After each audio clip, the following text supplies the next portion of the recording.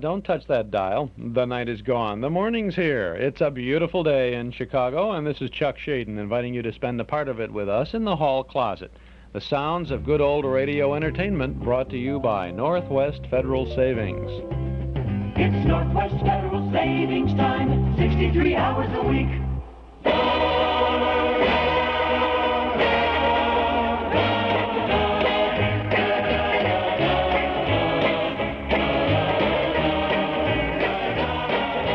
Good morning, Mom, and hello out there in Radio Land. This is Chuck Shaden in the hall closet for Wednesday morning, November 3rd, 1976. From our Nostalgia Broadcast Center on Chicago's northwest side, we have a closet filled with lots of sounds for you this morning. Eve Arden, Eddie Albert, Walter Stroney at the mighty Wurlitzer pipe organ of the Chicago Theater, and Bing Crosby and Gary Crosby.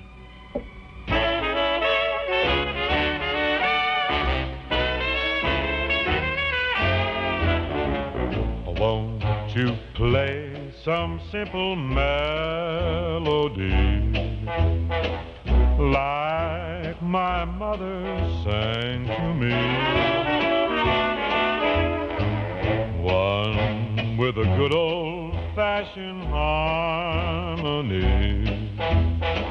Play some simple melody. Musical demon, set your honey a dreamin'. Won't you play me some rag? Just change that classical nag to some sweet, beautiful drag. If you will play from a copy of a tune that is choppy, you'll get all my applause. And that is simply because I want to listen to rag.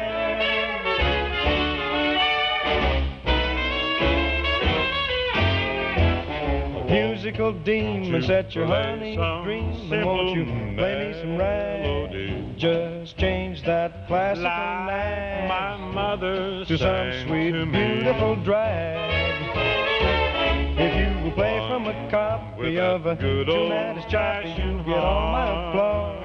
And that is simply because I want to listen to rag.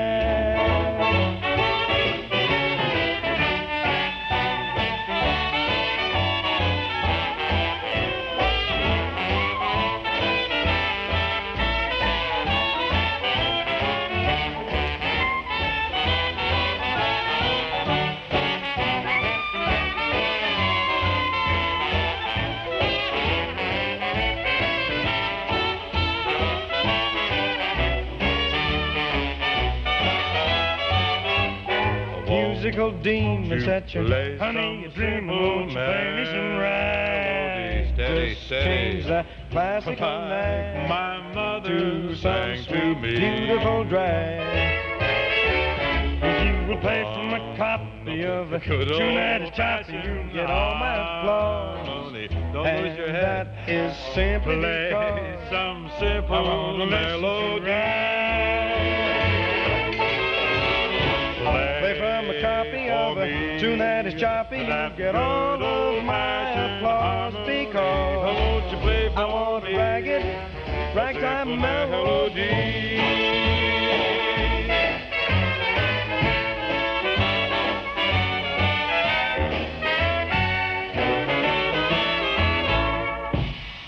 A simple melody there. Gary Crosby, accompanied by an unbilled singer on that record.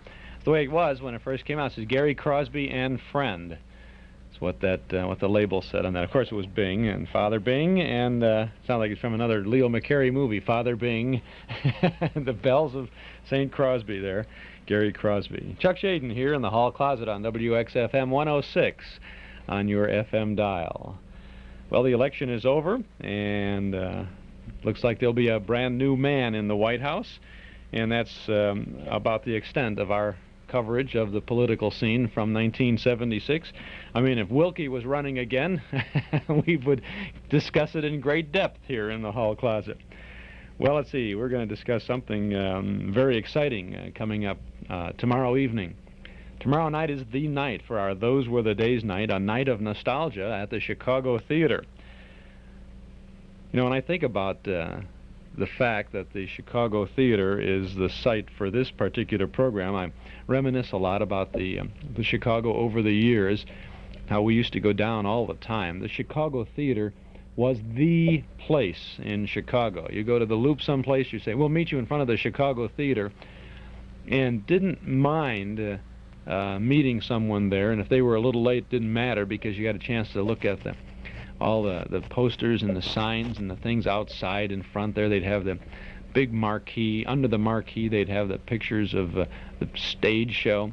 The stage show was very exciting. Remember when the curtains used to close on the movie, and then the orchestra would come up from the pit, and you'd hear all of that, and it was just an exciting thing. I understand that orchestra pit still works, and Walter Stroney, who is going to be performing on the mighty Wurlitzer pipe organ at the Chicago Theater, will literally come out of nowhere as he rises up to stage level to play the mighty Wurlitzer tomorrow night.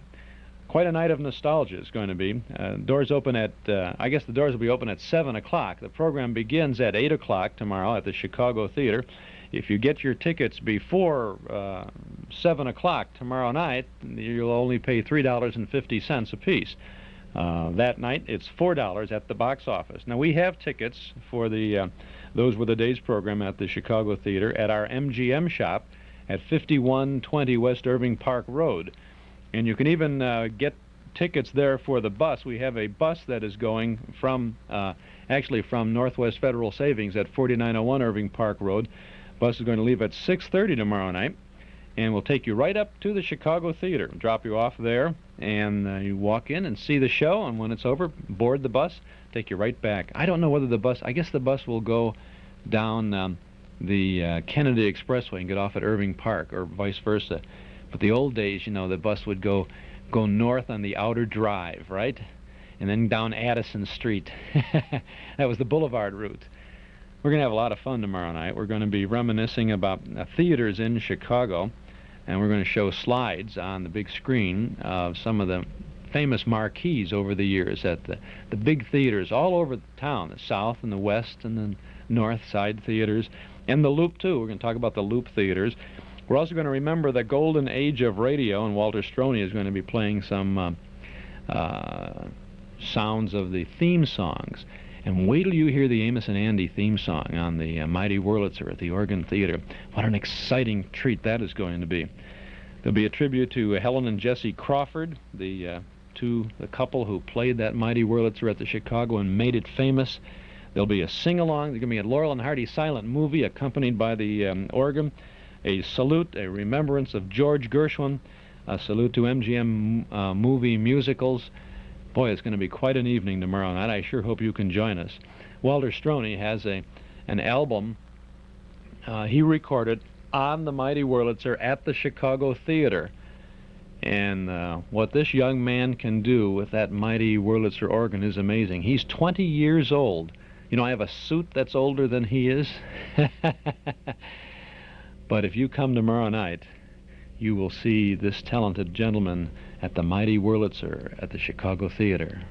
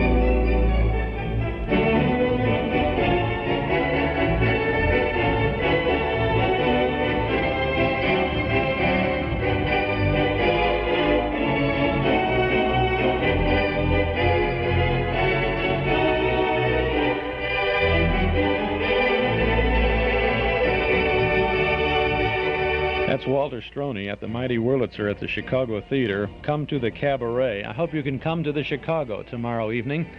It's going to be a great show. I promise you that you will enjoy yourself if you come to the Chicago Theater for our Those Were the Days Night of Nostalgia. Walter Stroney at the Mighty Wurlitzer pipe organ. Chuck Shaden at the microphone as your guide to an evening of wonderful memories.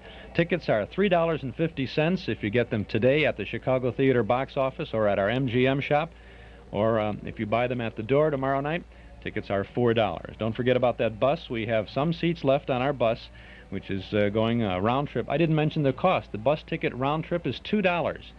That's not bad. Saves you parking and everything else. So pop over to the MGM shop at 5120 West Irving Park Road to get your tickets for the bus. You can also get your tickets for the show. I hope you can join us. We're going to have a good time, and I'll be seeing you there tomorrow night, the Night of Nostalgia at the Chicago Theater.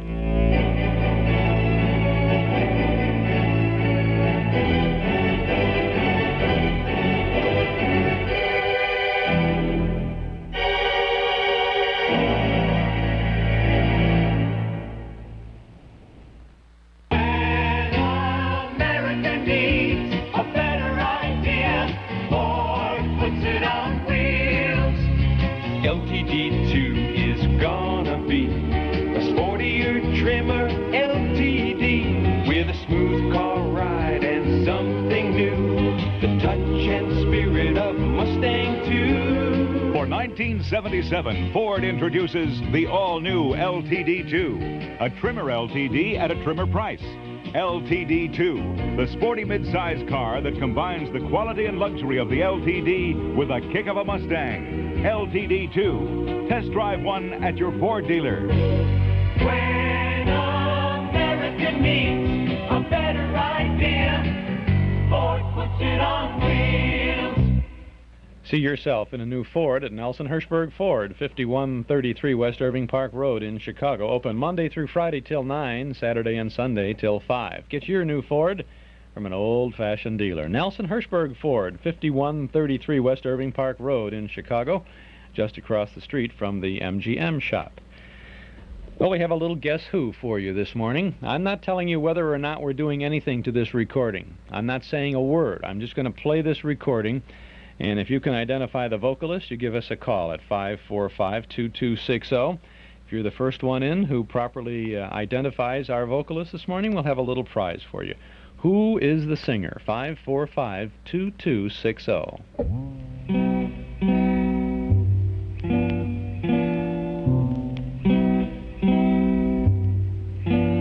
I went to your wedding, although I was dreading the thought of losing you. The organ was playing, my poor heart kept saying, your dreams are through. You came down the aisle wearing a smile, a vision of loveliness.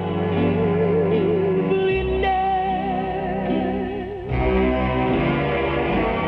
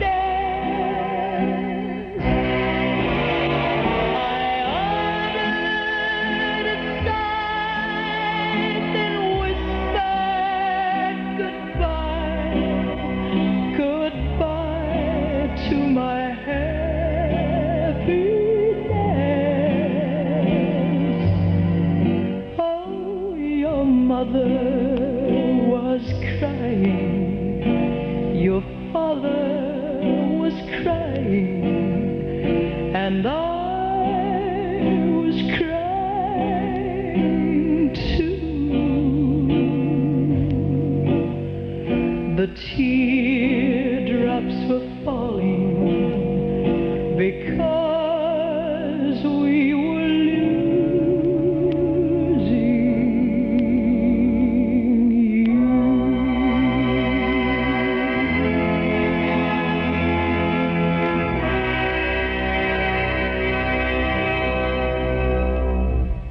I Went to Your Wedding by who? Well, wasn't Peggy Lee. It's not Joe Stafford. It's not Anita Bryant. But we'll, you know already, don't you? Because most of the folks who came and called knew the answer. So did Dan Reedstra. And we'll find Dan to give you the answer to this in just a moment.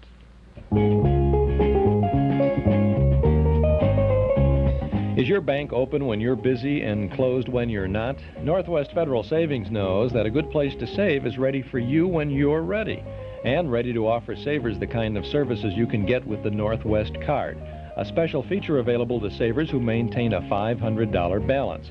And here's what you get: traveler's checks, gift checks, registered checks, all with no service charge. Need document Xeroxing or lamination? Well, it's free with the Northwest card. There's a special quick check cashing ID card with your picture, even special vacations for Northwest card members. Get a whirl of the services you need often by getting a Northwest card at any of 5 convenient Northwest Federal Savings Centers throughout Chicagoland's great Northwest Territory. Be part of a special group and be a special person at Northwest Federal. Anytime, because they keep the best hours yours. It's Northwest Federal Savings Time, 63 hours a week.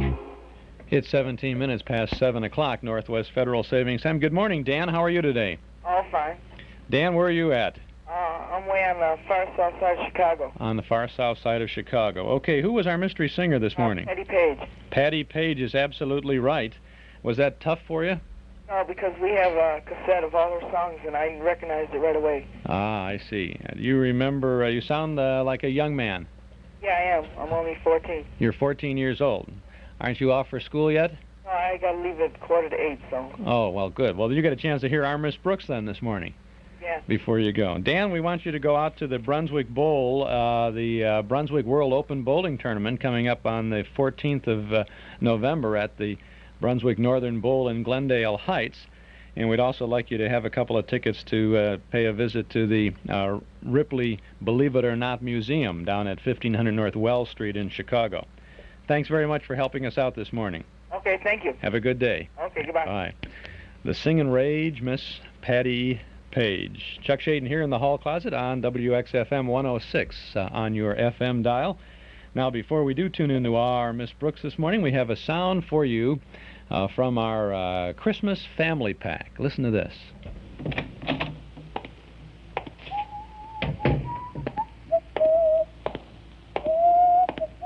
Mister, Yes, what is it, son? where's the FBI? Right down there at the end of the hall. Thank you. Wait a minute. Huh? What do you want with the FBI, son? Well, we've got some trouble, and I thought they could help us. Well, I'm a special agent. You think I could help? Are you a G-man? That's right. What kind of trouble have you got? Well, Santa Claus is missing. Well, now that is trouble. His name is Mr. Norton, and we've got to find him. We looked all over. Who looked all over? All of us older fellas at the settlement house. We went every place. All of you older fellas, huh? Yeah. How old are you, son? I'll be 10 next month. I see. Can you help us, mister? Well, I don't know, but I'll tell you what we'll do first. Let's go downstairs and get an ice cream soda, and you can tell me the whole story. This is your FBI. The Return of St. Nick is the story. That's an excerpt from our 1976 Christmas family pack from the hall closet. It's available on a set of 3 great tapes of Christmas favorites that you can get for only $13 during this holiday season from the hall closet. Box 421, Morton Grove, 60053. 3 full hours of wonderful Christmas time entertainment. The Adventures of Ozzie and Harriet, The First Nighter, This Is Your FBI, Duffy's Tavern, and great Christmas comedy with Bergen and McCarthy, Jack Benny, Fred Allen, Bob Hope, Frank Sinatra, and the Mighty Allen Art Players. A Christmas stocking full of cassette classic holiday sounds on our 1976 Christmas family pack. 3 cassette tapes, only $13 from the Hall Closet, Box 421, Morton Grove, 60053. Or you can pick up these tapes at any office of Northwest Federal Savings. Now, our regular cassette tape for November features 2 more Christmas shows from radio's golden age, The Great Gildersleeve and Miracle for Christmas on Grand Central Station. Now, that is an hour of vintage holiday sounds available during November only for only $5 from the Hall Closet. If you would like to have all 4 of these tapes, that's our 1976 Christmas family pack, plus the regular November tape, then send $18 to the Hall Closet, Box 421, Morton Grove, 60053, or you can get them at any office of Northwest Federal Savings or at our Metro Golden Memory Shop at 5120 Irving Park Road. But by mail, simply send to the Hall Closet, Box 421, Morton Grove, 60053. Well, now, it's 40 degrees in Chicago, kind of sunny this morning here and there, but it'll be mostly cloudy this afternoon, windy and a little colder with a high around 50 today. Time for Our Miss Brooks, starring Eve Arden. Now it's Our Miss Brooks, starring Eve Arden.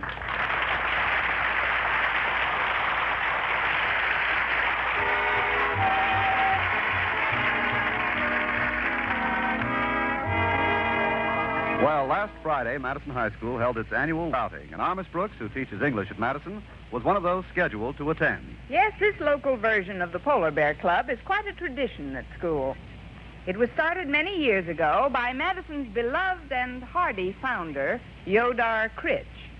It has since been carried on by our current principal, the beloved and neurotic Osgood Conklin.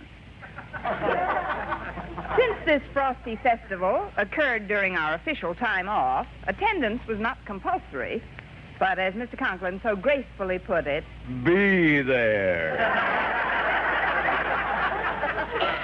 everyone was given the opportunity to volunteer for some task or other, and after counting the welts on my back, I volunteered to arrange the lunch basket.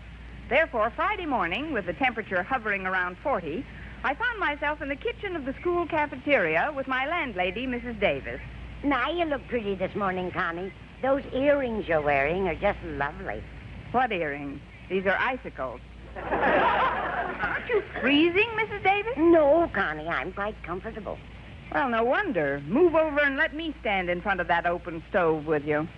Even with these rubber gloves on, my hands are cold. It's certainly a dreadful day for a picnic. I'll never forget last year's little outing. Even the red ants had blue lips. I reminded Mr. Boynton about it the other day. I just couldn't warm up at that picnic. Nothing seemed to help. Heavy clothes, hot coffee. There must have been something there that could heat you up. He was, but he didn't. As a matter of fact, he spent most of the day with Miss Enright. You should have seen her showing off, hiking, climbing trees. Miss Enright's very proud of her athletic ability, isn't she? She gives me a pain in the sacroiliac. And the way she fawns over Mr. Boynton. She does have quite a crush on him, doesn't she? You can say that again. She does have... Never mind. Now, where were we? Quite a crush on him, doesn't she? But I think your feelings toward Daisy Enright are perfectly justified. She's a conniving, ruthless, brazenly flirtatious cat, Connie. Well, it's Walter Denton. Yeah, I'll salute you ladies in a minute. First, I gotta get rid of these basketball uniforms. May I use one of these empty baskets? Certainly, Walter, but why are you bringing these soiled uniforms into the cafeteria? To get them unsoiled. They're picked up by the same laundry that does the cafeteria's linens. Sounds reasonable. Yeah, it works out fine. Except that once in a while, the dish towels come back with knee pads. Yeah, we got a lot of important games next week. That's why I got to get these into the laundry today. Want some coffee before we stow the jugs away, Walter? No, thanks, Miss Brooks. Say, how come you and Mrs. Davis got rubber gloves on? Mr. Conklin's orders. He's a bug on sanitary conditions in the kitchen. Sometimes I think that germs frighten him as much as he frightens germs. Don't exaggerate, dear. Now, I'll just go and cover the lunch basket with the sterilized tablecloth, and we're ready. I'll be right back, Connie. I'm going to go down to Mr. Conklin's office and find out when he wants to leave, Mrs. Davis. Very well, dear. Have a nice time. Oh, sure. Are you going to the outing, Walter? Yes, ma'am. Why?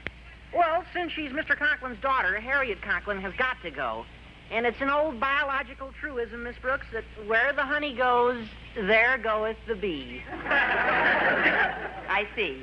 Yeah, but why are you going, Miss Brooks? I get it. You're going to drive out to the picnic grounds with Mr. Boynton. A remarkable deduction, Walter. Gosh, that's a break.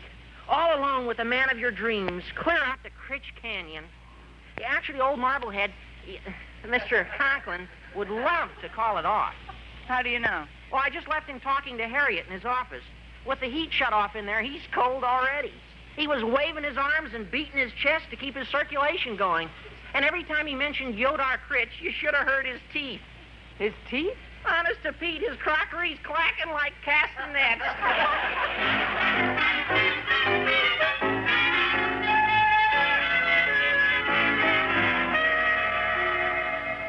Oh, of all the ridiculous. Yodar Critch, indeed. What did you say, Daddy? I don't usually chew my cabbage twice, Harriet. But if you must know, I merely said, it's freezing in here. It's very hard to understand you, Daddy. Are you really that cold? No, not at all, Harriet. I'm only thumping my dentures together to sharpen them. But don't you want to go to the outing, Daddy? No, I don't want to go to the outing, Daddy. The last time I frolicked in that deep freeze we call Critch Canyon, it took me a week to defrost my arteries. But the temperature is only in the low 40s, Daddy. How can you stand there and shiver like that? I study nights. Oh, what's the use? Can't be much worse out there than it is in this office. Every time that blasted door opens, it sets me off on another spasm of chill. I'm awfully sorry, Daddy. Maybe you should... I'll get it.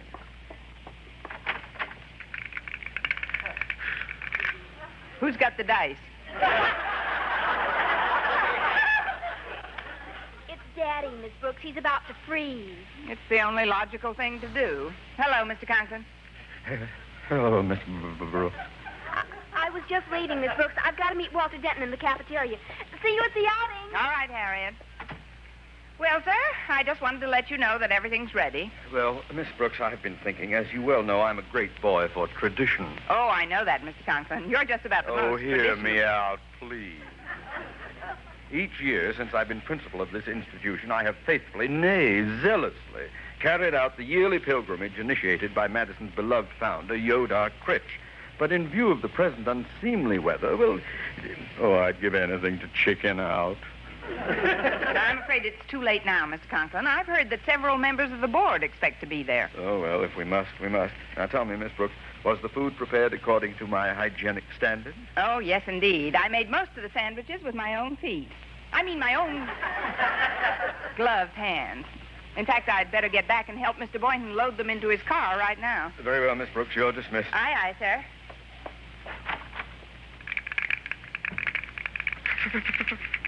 Close the door. Oh, sorry, sir.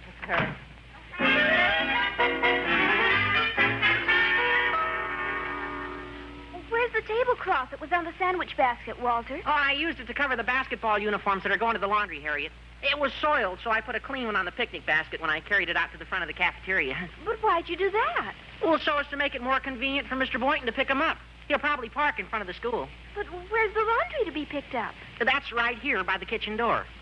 I don't like to rush you children, but the school bus is leaving pretty soon. Shouldn't you be on it? We have to wait for Miss Brooks, Mrs. Davis. Yeah, that is, we would have to unless you can give her the message. I'd be glad to, dear. What is it? Just say that Walter placed the lunch basket up front in the cafeteria and the laundry's back here. Will you be sure and tell her, Mrs. Davis? Oh, of course I will, dear. You run along now. Yeah, okay, Mrs. Davis. Come on, Harriet. Rudolph the red-nosed reindeer.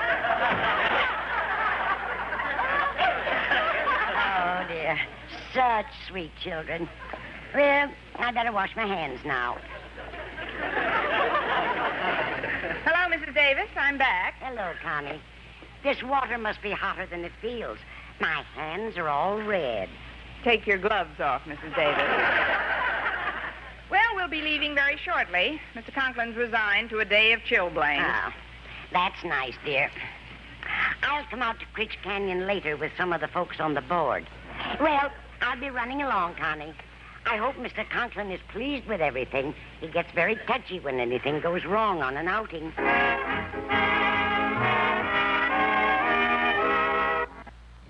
That's the first half of Our Miss Brooks. Don't have a broadcast date for this. It'll be the late 1940s. Chuck Shaden here in the hall closet on WXFM 106 on your FM dial. Walter Denton, the crackly-voiced student of Miss Brooks, was played by Richard Crenna, who has had a very fine career on television as well, and he's currently appearing in the TV series All's Fair, the story of the late 40s writer and the young early 20s liberal girl and all that business, you know. Anyway, that's where Richard Crenna is these days.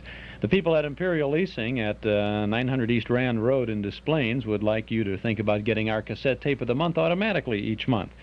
You can do it for only $225 a month. Of course, they will throw in a brand new 1977 Eldorado and the quality AM and FM stereo radio and cassette player to boot. Imperial Leasing knows that it can be fun to lease a car, and even more fun to lease an automobile equipped with a radio cassette player and our hall closet cassette tape of the month. So now, when you lease your new 1977 Eldorado for $225, they'll give you that AM and FM stereo cassette player with the car, and you'll automatically get our cassette tape of the month each month. Kind of unusual, isn't it? Well, unusual ideas have made Imperial Leasing in Des Plaines one of the leading lease companies in the Midwest. Check them out. Get good old-fashioned lease prices and service and our cassette tape of the month. Call for details. Imperial Leasing at 298-0011 or visit them at 900 East Rand Road in Des Plaines. Ask for the cassette of the month leasing program. Now let's get back to Our Miss Brooks.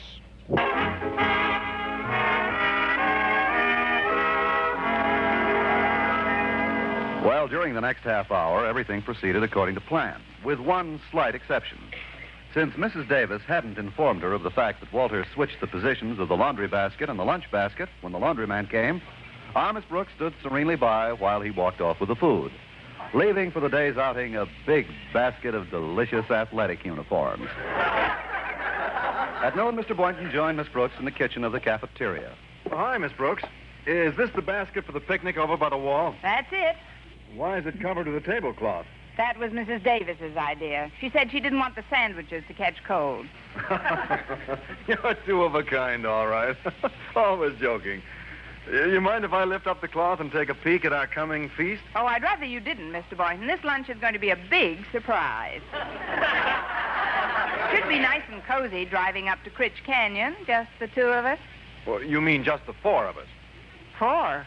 Well, Mr. Conklin's wife drove their car over to her mother's for the day, so I invited him to join us. Oh, dandy. And our other passenger? Miss Enright had no transportation either. Miss Enright?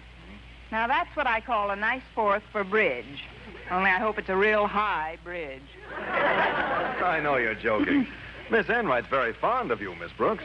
Why, only this morning she told me how much she admires your informality and your complete lack of ostentatiousness. Miss Enright said that? Certainly. She pointed out how most of the female members of our faculty spend precious minutes fussing with their hair and makeup before coming to school. But you, Miss Brooks, she says you come to school even when you look like a witch. Why bother with your car? We can fly to the canyon on my broom. Look, Mr. Boynton, why do we have to pick up Miss Enright? Oh, we don't have to pick her up. She's out in the car now. She's planned several interesting athletic events for the outing. Tug of war, a potato sack race, three-legged sprints, all sorts of games and contests. Hello, Mr. Boynton. Didn't want you to get lonesome in this great big kitchen all by yourself. But Miss Enright, Miss Brooks is here. Well, that's what I mean.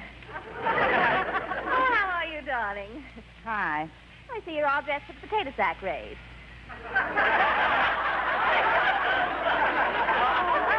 Oh, is that a skirt? This potato sack I'm wearing? Yes. It's a skirt. Now, may I ask you a question? Of course. When are you going to pull the ripcord and bail out of that thing you're wearing? Oh, she's just a doll, Mr. Boynton. A great, big, cuddly rag doll. Oh, really, you're so amusing this morning, darling, aren't you? Playful as a kitten. Yes, Mother. Well, if you'll excuse me, I'd better load the basket into my car, ladies. Want some assistance, Mr. Boynton? No, I think I can handle it all right. I'll just get this side with one hand, this side with the other, and... Is it heavy, Mr. Boynton? Heavy. Feels like a bag of wet laundry. I'll be back in a few minutes and we can lock up and leave. Do hurry, dear Mr. Boynton. Well, Miss Brooks, now that we're alone, we can be honest with one another. Tell me, have you been invited to the Yodar Critch ceremonies in the gym tonight? Not yet, Miss Enright. Mr. Conklin's being very choosy with his invitations. Yes, I know. Of course, he's already invited me. And under the circumstances, I don't believe it'll be any trick at all for me to persuade Mr. Conklin to let me bring a certain male biology teacher along with me. Do you see what I'm getting at? I should. You've been trying to get at him for over 6 years. But frankly, I don't think it'll be any trick at all for Mr. Boynton to reject your proposal, Miss Enright. Me? Rejected? Oh, come now, Daisy. You've been turned down more often than a bedspread.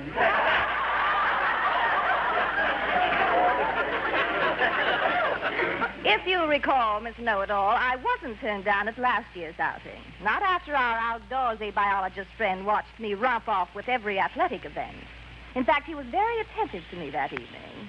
Yes, I'm afraid he was. I suppose you'll put on a Lulu of a show for him this afternoon. Naturally. During the past year, I've sharpened my athletic talents, Miss Brooks. Even you must be aware of my tremendous prowess. Not only me, Miss Enright. Everybody knows that you have the most tremendous prowess in the entire school. Exactly how do you mean that, Miss Brooks? If the girdle fits, wear it. Oh, you poor warp, darling. I'll be pitying you tonight while I'm dancing with Mr. Boynton. Did the possibility ever occur to you that I might be invited to this affair? Oh, yes, but it's a remote possibility, darling. Frankly, I don't think you stand a chance. Well, maybe that's better for both of us. By not sharing the same dance floor, I might well be saved from a manslaughter rap. Manslaughter, Miss Brooks? You know how the song goes, don't you? When we're dancing and you're dangerously near me, I get ideas. I get ideas.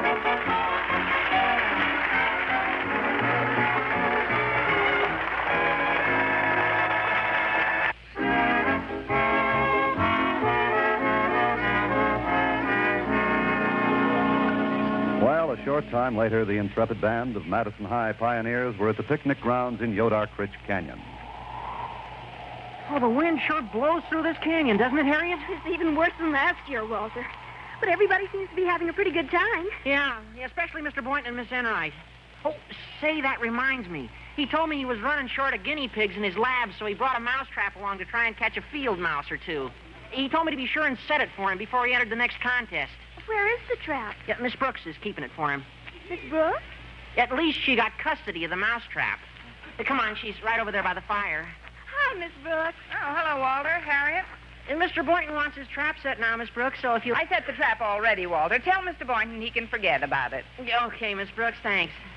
I see you've got the old lunch basket handy.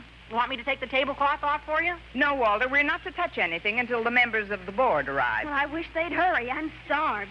And it sure is cold out here. Say, look over there. Somebody built a snowman. That's your father. He's formed some mighty attractive icicles today. He's been a very good sport so far. For him. He's even won a couple of the contests. Of course, Miss Enright sweeping most of the ladies' events. Oh, wait a minute. There she goes again. It's another race, and she's leading. Come on, Miss Enright! She did it! Miss Enright won the potato sack race. Naturally, her sack was fixed. Fixed? That's right. I fixed it myself. How did you fix her sack? Where do you think I set the mousetrap? Look, Mr. Boynton's bringing Miss Enright over here, Miss Brooks. Just rest on my shoulder, Miss Enright. Easy now. Easy. Oh, thank you, Mr. Boynton. So, Miss Brooks, you deliberately planted that trap in my sack. Why, Miss Enright, how can you even think such an obviously accurate thought? The clamp caused some minor surface injuries when it descended. However, there are no broken bones. Well, don't blame me. You should have brought a bigger trap. Oh, Connie, I'm here. Oh, hello, Mrs. Davis. Did you come down with the board members? Yes, dear.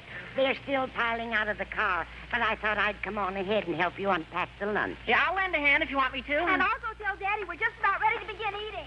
Oh, before we do anything else, Connie, there's something I forgot to tell you at school today. What's that, Mrs. Davis? Just that Walter switched the lunch basket to the front of the cafeteria and left the laundry by the back door. What? But the stuff at the back door is what Mr. Boynton brought with us. Holy cow, then the only things in this basket are uniforms. What a charming dilemma. And I wanted to wangle an invitation to the dance tonight. Uh-oh. Hello, Mr. Conklin. Well, now that everyone's arrived, let's get set up for the meal of a lifetime. Mr. Conklin, We can talk later. I'll just lift off this tablecloth. There we are. Oh, doesn't that look good, Miss Brooks? Hand me that sleeveless jersey. Nothing like a tasty, sleeveless jersey when the chill blasts of old man winter whistle through the canyon and fill the air with... Hand me that sleeveless jersey! Well, Miss Brooks, what happened? There's nothing in here but athletic uniforms. Quiet, everyone! Miss Brooks. Where's our lunch? Mr. Conklin, I have some wonderful news for you. For years, I've respected your campaign to ensure sanitary conditions in the kitchens of our public schools. Never has there been such a crusader for pure, hygienic, germ-free food. Just what are you trying to say, Miss Brooks? Mr. Conklin, when they get back from the laundry, we'll have the cleanest sandwiches in town. Our Miss Brooks, starring Eve Arden, was produced and directed by Larry Burns, written by Arthur Alsberg and Al Lewis, with the music of Lud Bluskin. Mr. Conklin was played by Gail Gordon. That's Our Miss Brooks from the 1940s, late 40s. A good cast and a typical outing, a school outing this time on the Our Miss Brooks show. Chuck Shaden here in the hall closet on WXFM 106 on your FM dial. A little later this morning, we'll have an Eddie Albert show for you from 1949. Tomorrow morning, Phil Harris and Alice Faye. We'll have Larry Clinton and the orchestra from the Streets of Paris room at the International Casino in New York City back in 1938. And we'll have a show from the old hayloft, the National Barn Dance, with Archie the Arkansas Woodchopper, Lulabelle, the Dinning Sisters, Pat Buttram, the Hoosier Hotshots, the old WLS Barn Dance from 1945. Friday morning, it'll be Bobby Hackett and his orchestra, remote from Nick's on 7th Avenue in Greenwich Village, New York, in 1949. And from 1951, a Jack Benny program. Always some good sounds for you in the morning here on WXFM. You can keep track of all of the old-time radio shows that we offer throughout the week on a number of radio stations in the Chicago area when you subscribe to our Nostalgia newsletter and radio guide. We have Charlie McCarthy in a football uniform on the cover of our November newsletter, and that's just the beginning of another 32-page issue of fun and memories. A year's subscription to our guide is now only $7, and I promise that you'll get your money's worth in good reading and good information. Page after page of photos and articles from and about the good old days. Subscribe now to our Nostalgia newsletter. Call us at 545-2260. That's 545-2260. Give us your name and address. Your subscription will begin with the November issue. We'll get it out to you right away, and we'll include an invoice for your one-year subscription, $7. Call 545-2260. That's 545-2260, or send $7 to Nostalgia Newsletter, Box 421, Morton Grove, 60053. But if it's easier for you, give us a call now or jot this number down. Call us a little later on when you have a little bit more time this morning at 545-2260. American technology always comes up with labor-saving devices. At the Player Piano Parlor in Wheeling, we've got the best one yet. You. That's right. You can save a lot of money if you rebuild an old player piano yourself, and we've got the books, charts, and all the materials you need. We'll also provide our years of expertise by giving you pointers and tips as you go along. When the hoojie just doesn't seem to fit on the dingbat, well, give us a call, and we'll probably be able to tell you what to do right over the phone. So if Grandma left you a player piano, or there's one you can pick up at a house sale, come in or call us first. We can advise you whether or not to acquire the piano at all. Some are not worth rebuilding. And then, if the piano's okay, you can buy all the hose, tubing, bellows cloth, manuals, and books you need for less than $100 and rebuild the player yourself. The Player Piano Parlor in Wheeling at 459 South Milwaukee Avenue, just 1/2 mile south of Dundee Road. We're open 6 days a week till 8 p.m., Sundays till 6. Call us at 541-5850. 541-5850. We are the experts. Take advantage of us.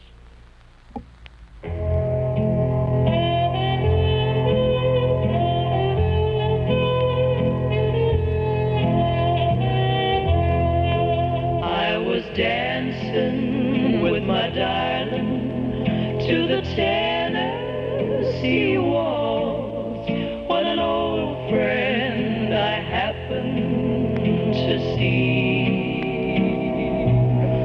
I introduced her to my loved one, and while they were dancing, my friend stole my sweetheart from me. I remember the night and the Tennessee waltz. Now I know just how much I have lost. Yes, I lost my little darling the night they were playing the beautiful Tennessee waltz.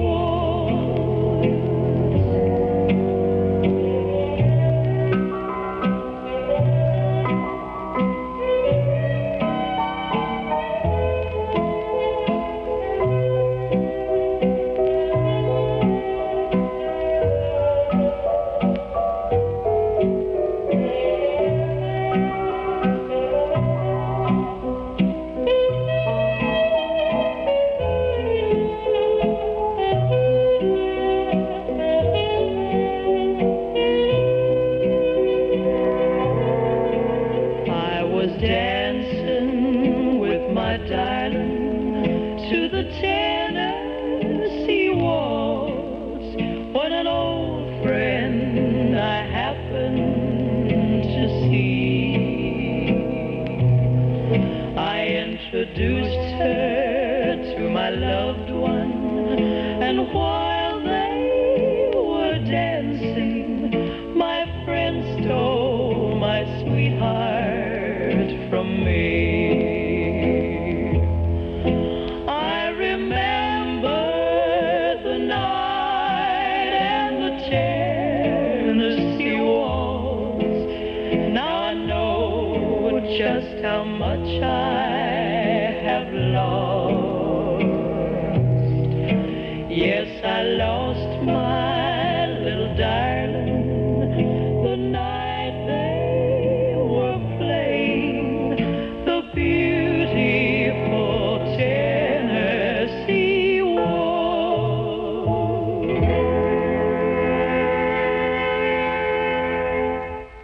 That's Patty Page, the Singin' Rage, and if you were with us near the beginning of our program this morning, you heard Patty Page is our mystery guest singer, and so we thought we had a record out here, we'd get another Tennessee Waltz song by Patty.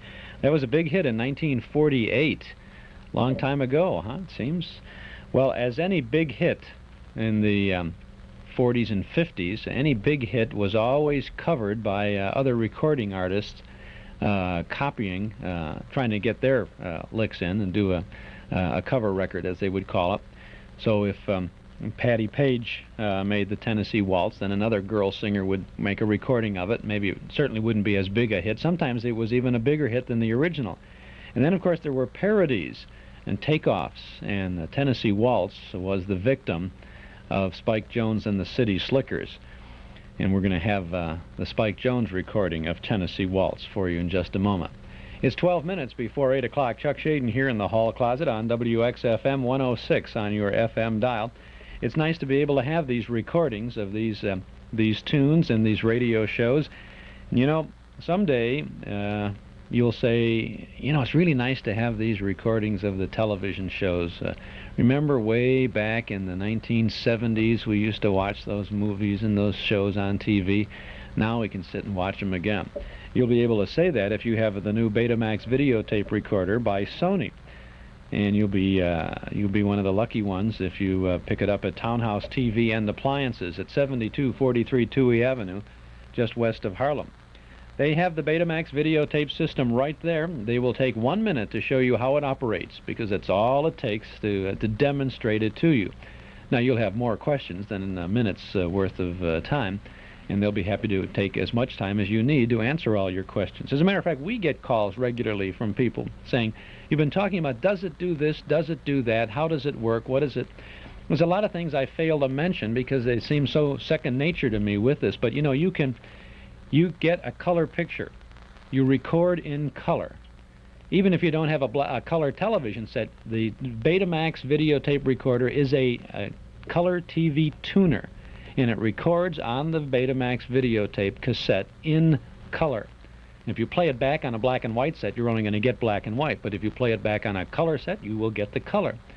Someone said, I want to get the Betamax, but I don't have my good TV set is not so good anymore. It doesn't play very well. Will I get a bad picture on the Betamax?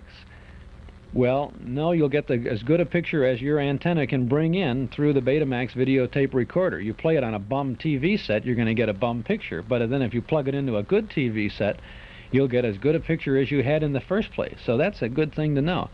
Also, there's a little edit, a little pause button on the Betamax. And if you want to edit out commercials, or if you want to edit out something from a show you're recording, all you have to do is be there. Can't do this on an automatic timer or anything, but if you're there, when the scene ends, you know, there's a little fade out in a show, click, you just press this little lever, the videotape in the machine comes to an instant halt, then the commercial plays, right? When the commercial's over, ding, you press that button again, and the videotape immediately starts up, and you have edited out the commercial. And later when you watch this, or if you know, you have to watch it while you're doing this to know when the commercial begins and the commercial ends, but later on you'll watch it, and all you'll see on your screen is a little blip. Just a little like that. Just a little blip like that. And you'll see it. Now you'd say advertisers don't like this because they're cutting out their commercials. But you cannot edit out a commercial unless you watch it. And as a matter of fact, if you're watching a show and you want to eliminate the commercials, you really have to pay attention to the commercial in order to know when it's ending.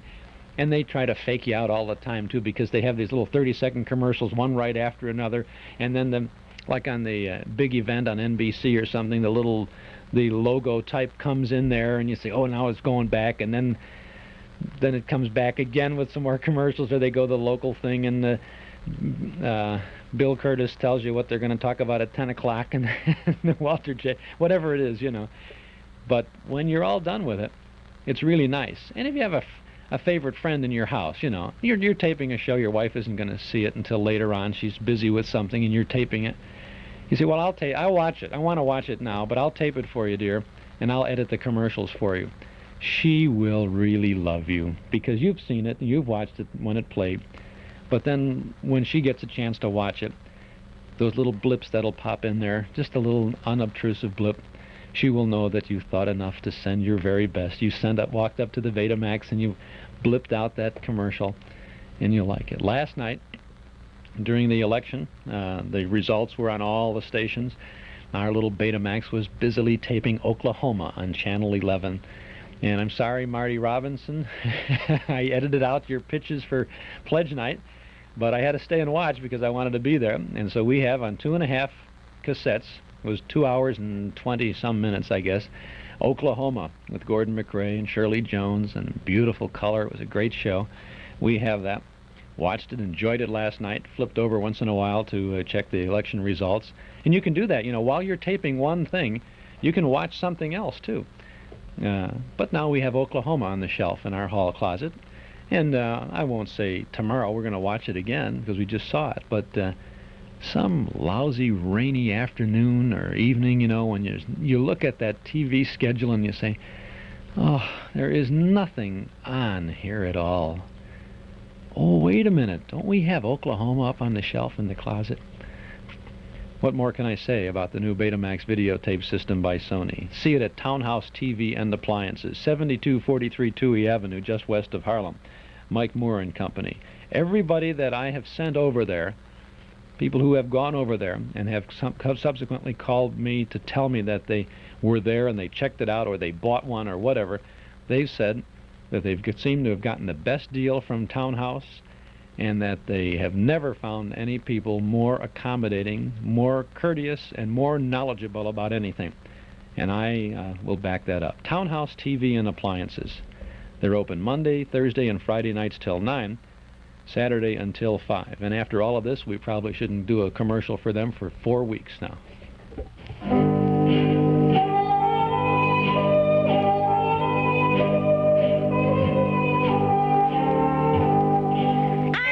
Waltzing with my darling to the Tennessee waltz. Then an old friend I happened to see.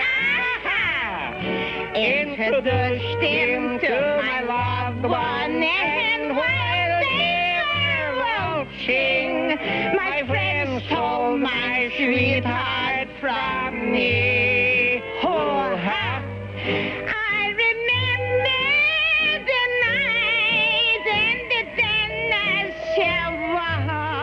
Now I'm knowing how much I was. Daddle-die. Oh, yes, I lost my little darling. That night they were playing the beautiful Tennessee Waltz.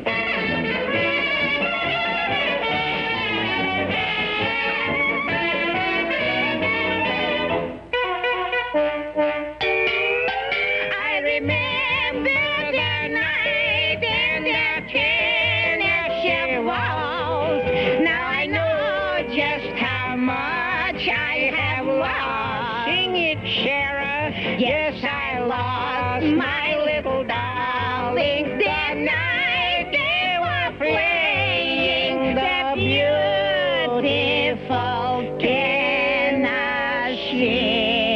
Waltz.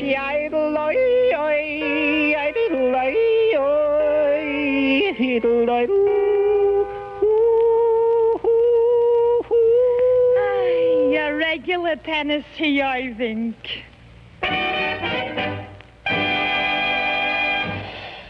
Okay. A regular Tennessee Irving. Something different there from Spike Jones and the City Slickers there, the Tennessee Waltz. If you're looking for something different, you're sure to find it at our Metro Golden Memory Shop at 5120 West Irving Park Road in Chicago. How would you like an authentic replica of the Windsor Baby Grand 1932 old-time cathedral radio? We have them at our MGM shop, a walnut grain unbreakable cabinet, solid state AM and FM radio. This new time replica is almost as good as the real thing, except that the real thing didn't have an FM band. This one does. It's fast becoming a collector's item. They have been cut out of all the radio store catalogs. Extremely hard to find now. We do have a limited supply. They're $39.95. You can find them at our MGM shop. Our Metro Golden Memory Shop is at 5120 West Irving Park Road. It's just the place for you to do some shopping for yourself or for a gift for the person who thinks they have everything. Come in and browse. We're open Tuesday and Wednesday from 11 a.m. to 6 p.m., Thursday, Friday, and Saturday until 8, and on Sunday from 1 to 5. Metro Golden Memories. A nice place to visit. 5120 West Irving Park Road, 2.5 blocks west of Northwest Federal, just across the street from Nelson Hirschberg Ford.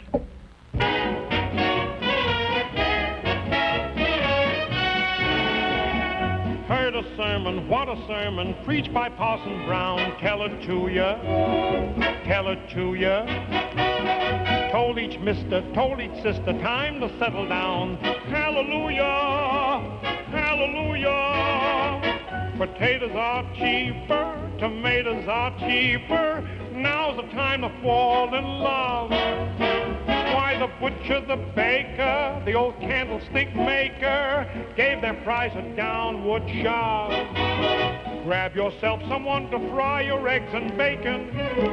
She can live just like a queen on what you're making. You'll find it sunshine or trouble. You're better off double. Now's the time to fall in love.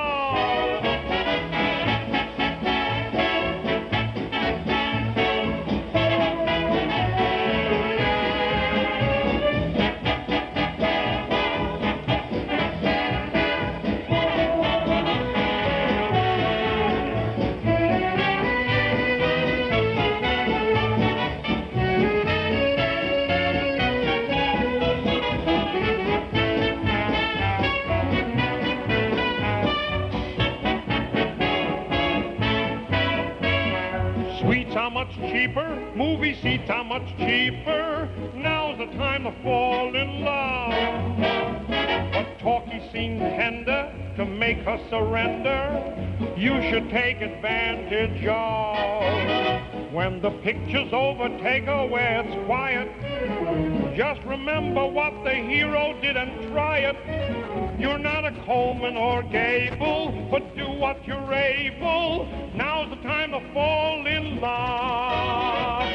Potatoes are dearer, tomatoes are dearer, but what's that got to do with love? As long as you've got a shoulder to hold her, she'll know what you're thinking of. If you've tried out every trick you know to win her, don't you worry about the cost of any dinner.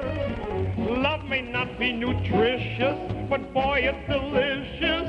Now's the time to fall in love.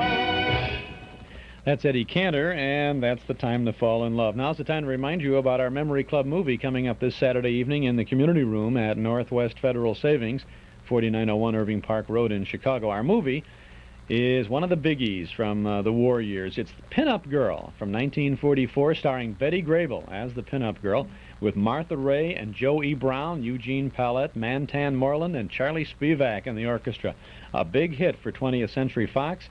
The age-old story of the romance of a sailor and a girl. Lots of specialty numbers and comedy, and you will sure love it. Betty Grable in Pin-Up Girl, and she was the Pin-Up Girl for the world back in 1944. Remember that fantastic photograph? Betty kind of looking over her shoulder in a swimsuit, and every GI in the world, I think. Even the Nazis had a Betty Grable pin-up picture in their helmet. Betty Grable in Pin-Up Girl this Saturday night in the Memory Club at Northwest Federal Savings. Doors open at 7:30. We'll be there to watch the Pin-Up Girl with you. Movie begins at 8 o'clock. Dues $1.25 a meeting, payable at the door. Now let's take a quick trip downtown, and then we'll be back with lots more. We have an Eddie Albert show for you and some other goodies, so stick around and don't touch that dial. You're listening to WXFM, Elmwood Park in Chicago, broadcasting from Sears Tower at 106 on FM. 2 minutes and 15 seconds after 8 o'clock. The question isn't whether you can afford a subscription to the Wall Street Journal. The question is, can you afford not to read the Wall Street Journal every day?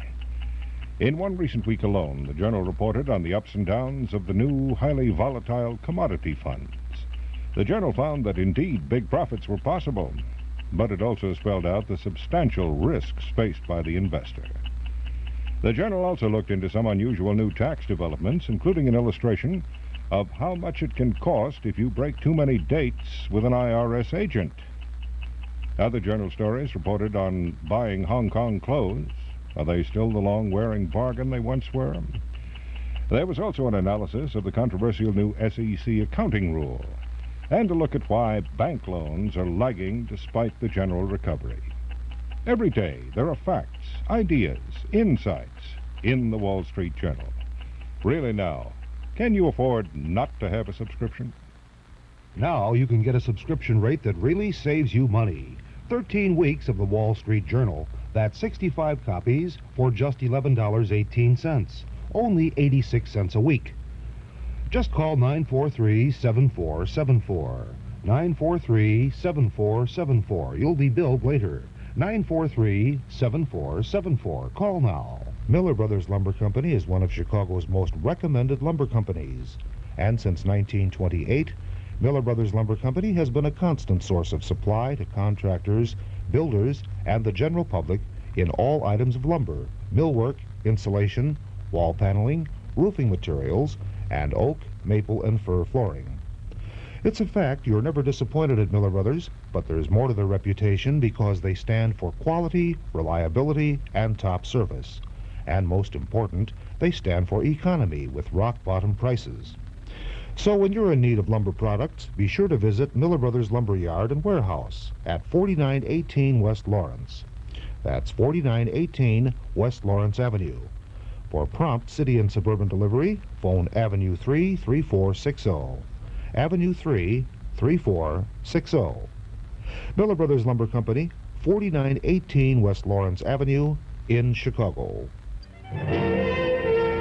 In stereo at 106 from high atop Sears Tower, this is WXFM, Elmwood Park, Chicago.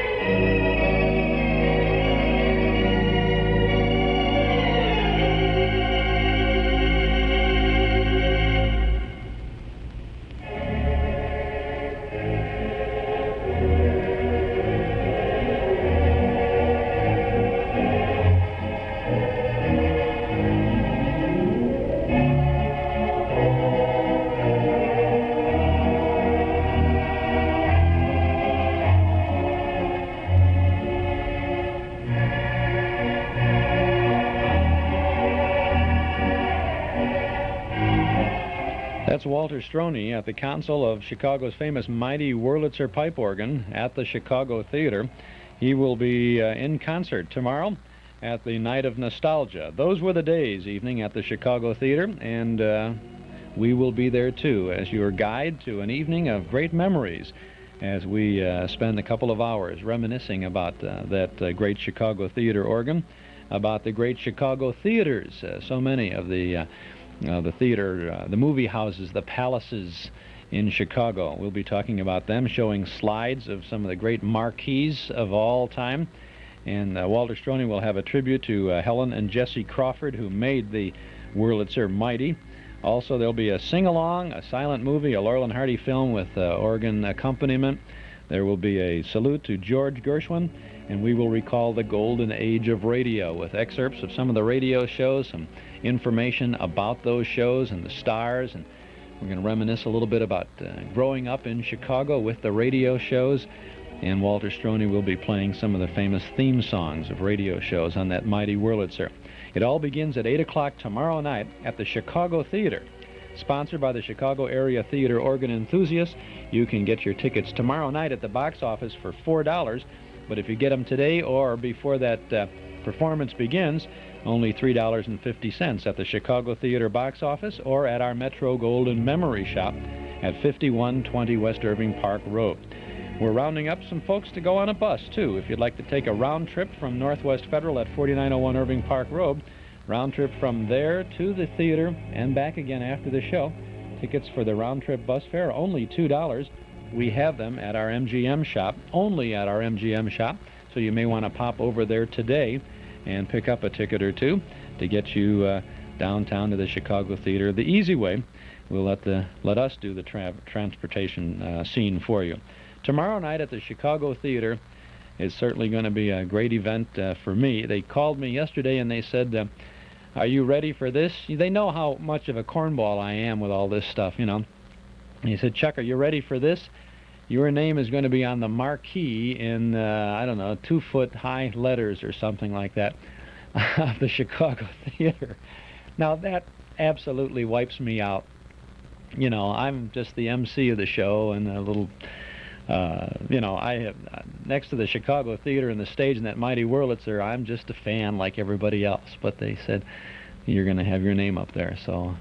That for me, that's worth that's worth the bus trip down to see it. So it's going to be a great evening, and I hope that you can share it with me, and that we can have a good time together tomorrow night at the Chicago Theater. A night of nostalgia. Those were the days. Walter Stroney, unbelievable young man. Will you see him at the console of the mighty Wurlitzer? Will you see the rest of the show? I think you'll like it.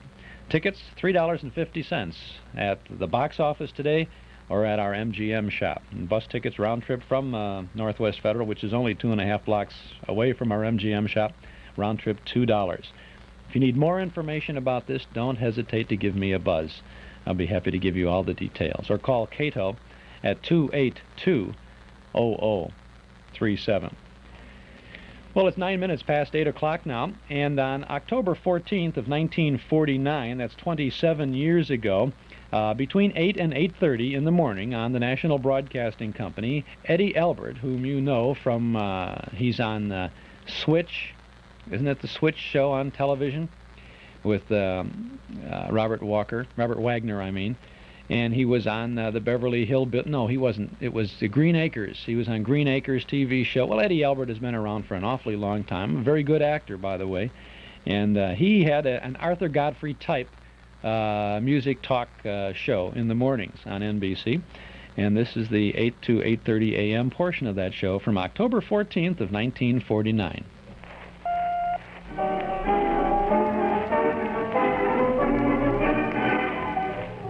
This is the Eddie Albert Show with Beryl Richards and the Playboys. A half hour of fun music and songs with your boy Eddie, that friendly star of stage, screen, and radio, who is now featured in the Broadway hit Miss Liberty, Eddie Albert.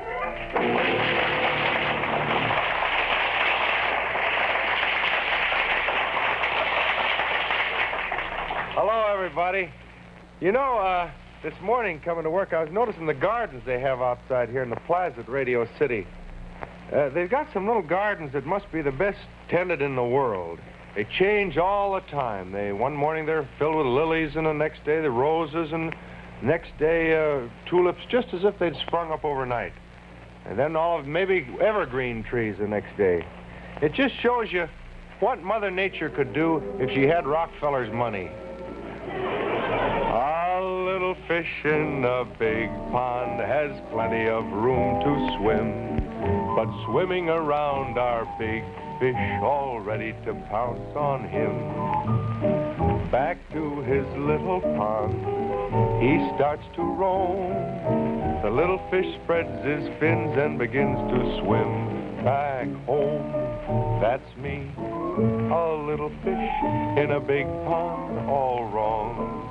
That's me, a little fish where a little fish don't belong.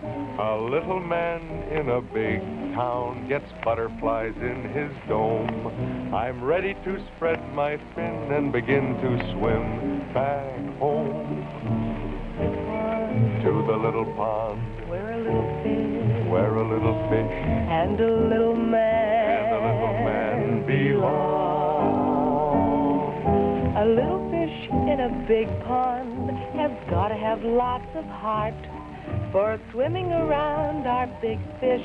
But if he's the least bit smart, back to his little pond he doesn't go. The little fish spreads his fins and begins to grow, grow, grow. That's you, a little fish in a big pond. All right, me too, a little fish but we gotta stand up and fight. A little man in a big town don't have to get out and roam. I'm ready to spread my fins and begin to feel at home. In the bigger pond, In the bigger pond, where the bigger fish, where the bigger fish and the bigger men, belong.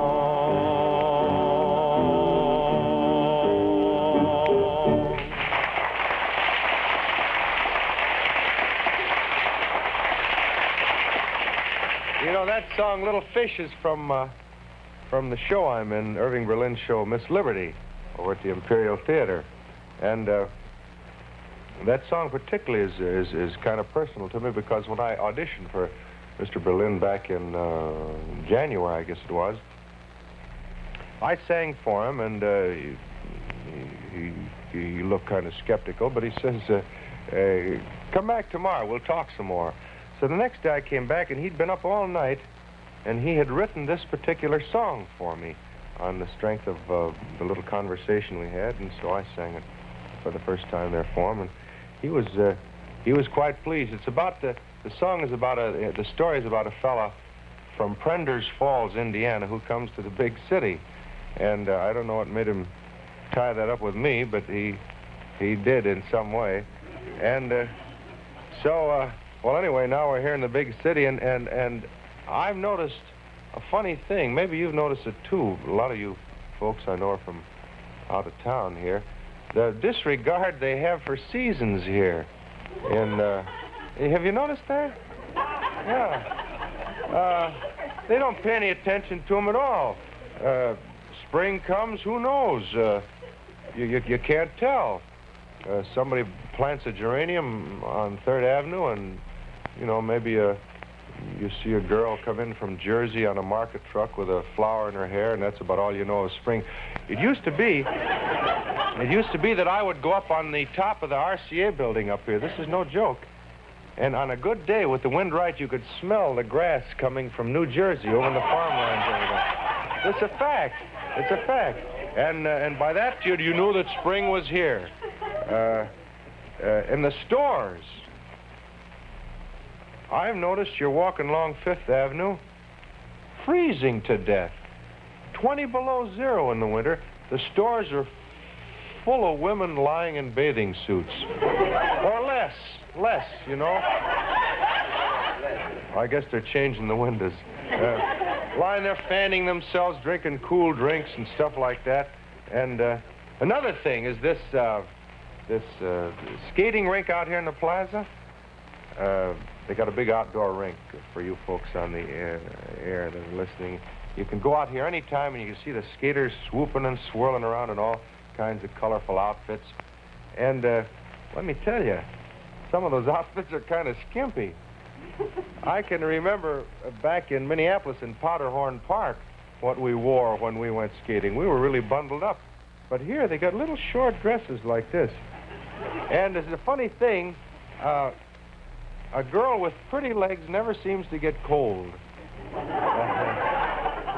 20 below zero, doesn't mind it a bit. When a girl with knock knees freezes to death a minute. There are lovely skaters out here, figure skaters. I've always admired fancy figure skaters, particularly when the figures were fancy enough.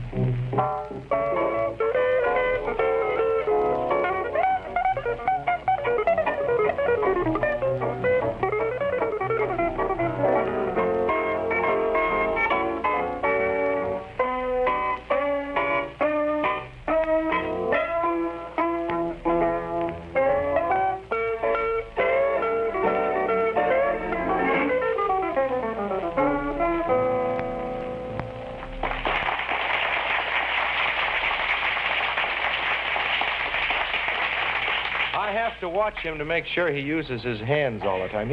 He gets paid for using both hands and feet, and sometimes he rests. Please, not on my time, Harlow. Yeah.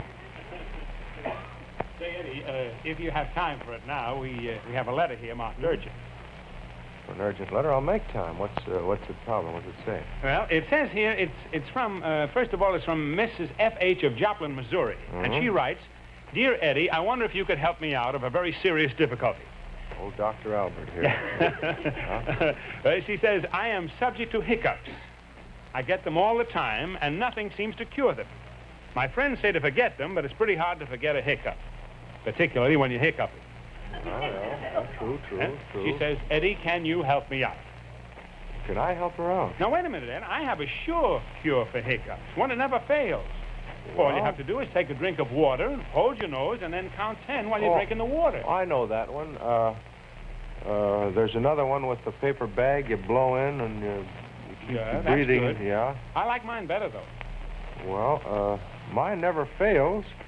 Well, look, you can do mine easy. Come on, let's takes try this it. one you talk about takes two people. You got to have the fella to hold the water.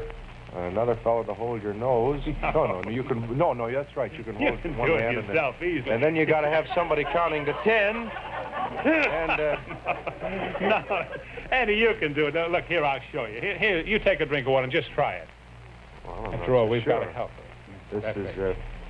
Well, now you hold the nose with That's one it. hand. You go ahead now. That's it. Hold Now it. hold That's of a nose. That's Now, Now you start drinking, and then you drinking. then you count. See? 10. Wait till I get my wind. All right, hold everything. Here I go. That's it. Here I go.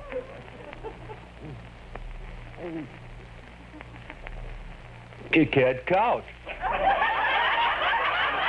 You cannot. This is a foolish cure. A woman's apt to drown. Yeah. Say, Eddie, I have a cure for hiccups that my grandmother taught me. Well, Beryl, it's nice of you. I'm glad to see you're on your toes here, and I'm sure your grandmother's a delightful Now, woman this is and simple, salt of Eddie. the earth, top of the heap, and all that. But do you mind? It's a wonderful I just thing. nearly. We can even use the same glass of water. Come on, now, just put it in your right This hand. involves water again. Uh-huh. Put it in your I right knew hand. I'd die by drowning. Yeah. Do what? Put it in your right hand. Right hand.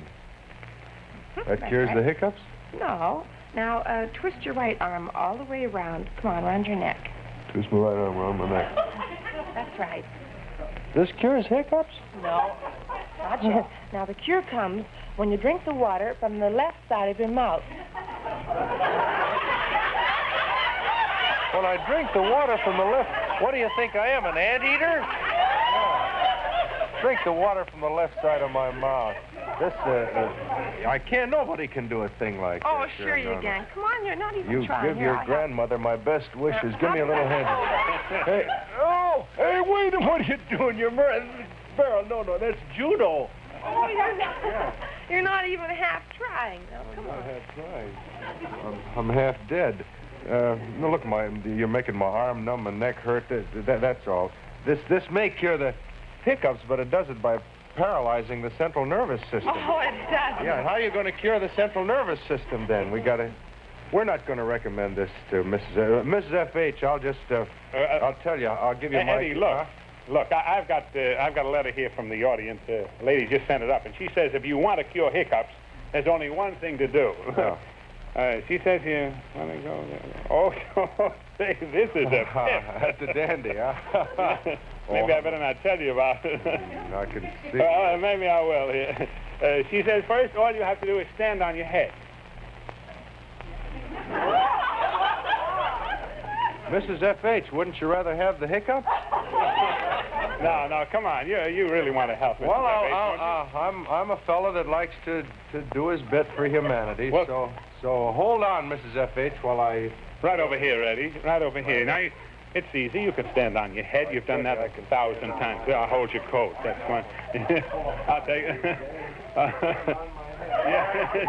Here we go, Mrs. F.H. That's it. Do I have it to drink any water? Yes, we got the water right here. Yeah. Good boy. Very good. You ready? Hurry up with the water. All the blood's rushing to my head. Hey, you're killing me. I'm not long for this.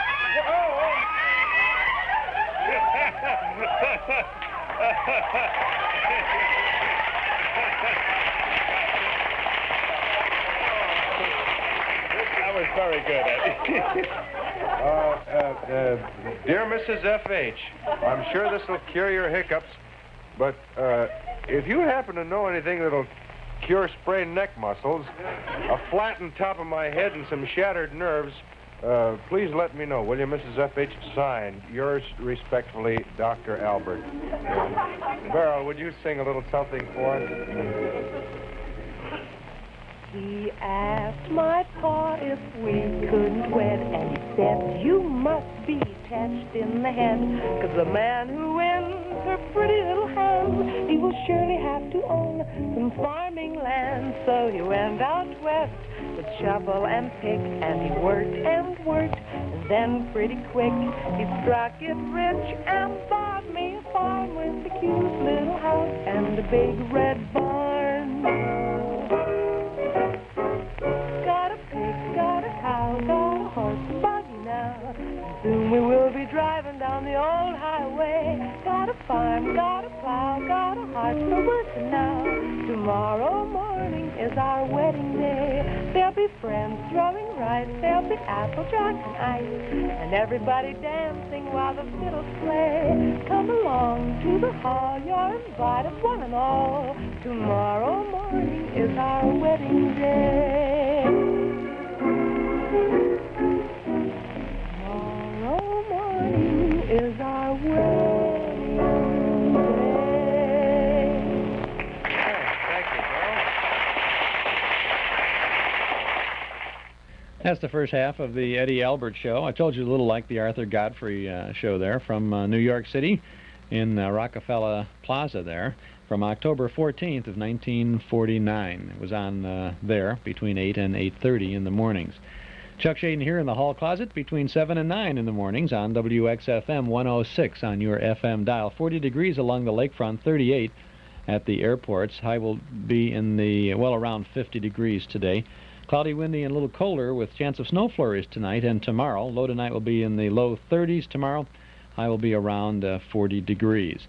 How would you like to lease your next car from Imperial Leasing in Des Plaines and then drive all over town with the likes of Abbott and Costello and Henry Aldrich and Sherlock Holmes? You'd have to lease a pretty big car to have Orson Welles in there with you, but you could do it. You can, you can do all of that when you lease the cassette tape of the month from Imperial Leasing. They'll see that you get each current tape of the month, and they'll see that you're satisfied with your new 1977 Mark V, equipped with a quality AM and FM stereo radio and cassette player, because that's what you get when you lease our tape of the month from Imperial Leasing in Des Plaines. Each month, for only $245 a month, you get a brand new old-time tape to play in your 1977 Mark V.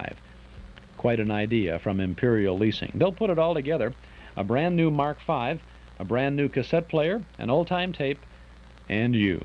Check it out. Why not lease some old-time fun with your brand new car? Call 298-0011. Imperial Leasing at 900 East Rand Road in Des Plaines. 298-0011. Ask for the cassette tape of the month leasing program. And they stand behind every car they lease, so be sure that you don't back up. We hope that you will join us Saturday afternoon, this Saturday, November 6th, on our Those Were the Days program on WNIB Chicago at FM 97. We have 4 hours of good radio entertainment for you on a Saturday. Take a leisurely stroll down the golden path of yesterday, and from 1 until 5 this Saturday, radio goes to the dogs and cats, too. Radio programs about cats and dogs. Duffy's Tavern, Suspense, The Story of Dr. Kildare, The Adventures of Sherlock Holmes, Ethel and Albert, Arch Obler Presents, and The Red Skelton Show. A fine variety of radio sounds, some good mysteries. Most of the mysteries deal with cats. Most of the comedies deal with dogs. We hope we don't have a dog on our hands Saturday afternoon. I think you will enjoy our Those Were the Days program this Saturday from 1 to 5 on WNIB. Now let's get back to the last half of the Eddie Albert Show. The other day, some of you may have heard me, I was talking about some advertisements. Seems to me I'm kind of worried about these things these days. And we're talking about the new ailments that the advertisements have in women's magazines. Things like scatterlocks, hungry skin, lobster hands. And I got to thinking about some of the pretty awful things that can happen to you by following the advice of these ads. For example, there's one called Orange Bite. Orange Bite. It's a form of frostbitten fingers you get from trying to open cans of frozen orange juice. This is a serious thing in our civilization today. The only cure that I can think of is to wear mittens down to breakfast. But it's hard enough to open those little cans, frozen cans, and if you open them with mittens, you have to lose an arm.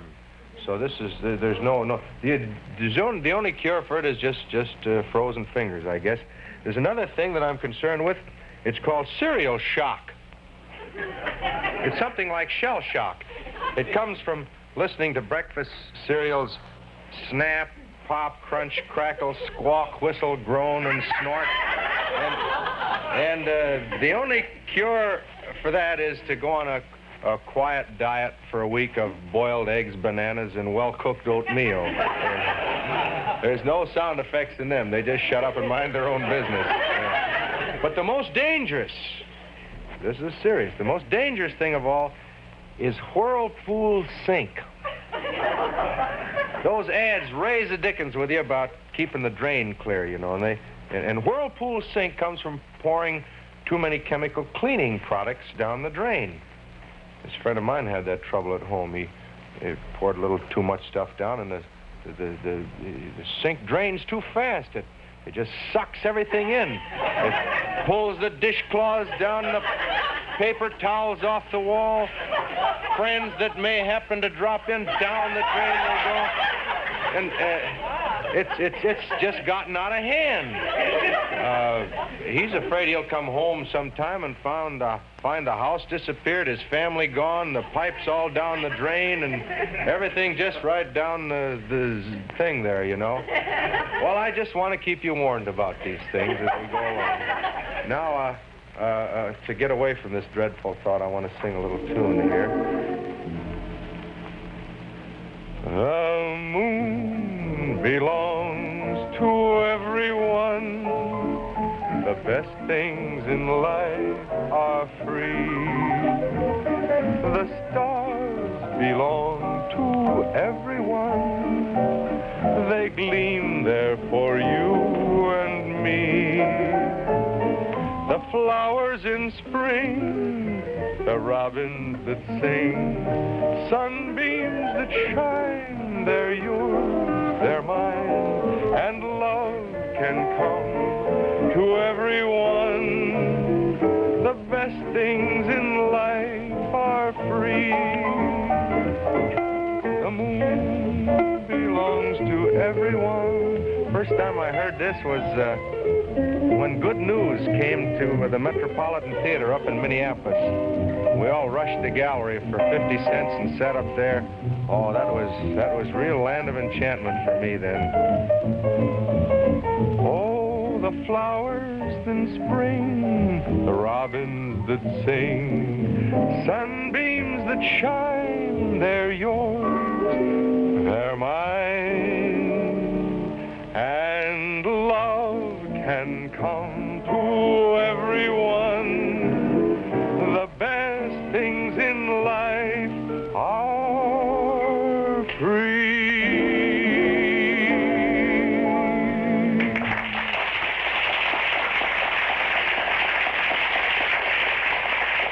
Eddie, we have a little suggestion suggestion for you by a listener. Okay, Jack, what's the suggestion? Well, Mrs. R.H. of Albany, New York, asked us to surprise you with this request, so we've kept it a secret from you until just now. Goody, goody. Well, here's the envelope.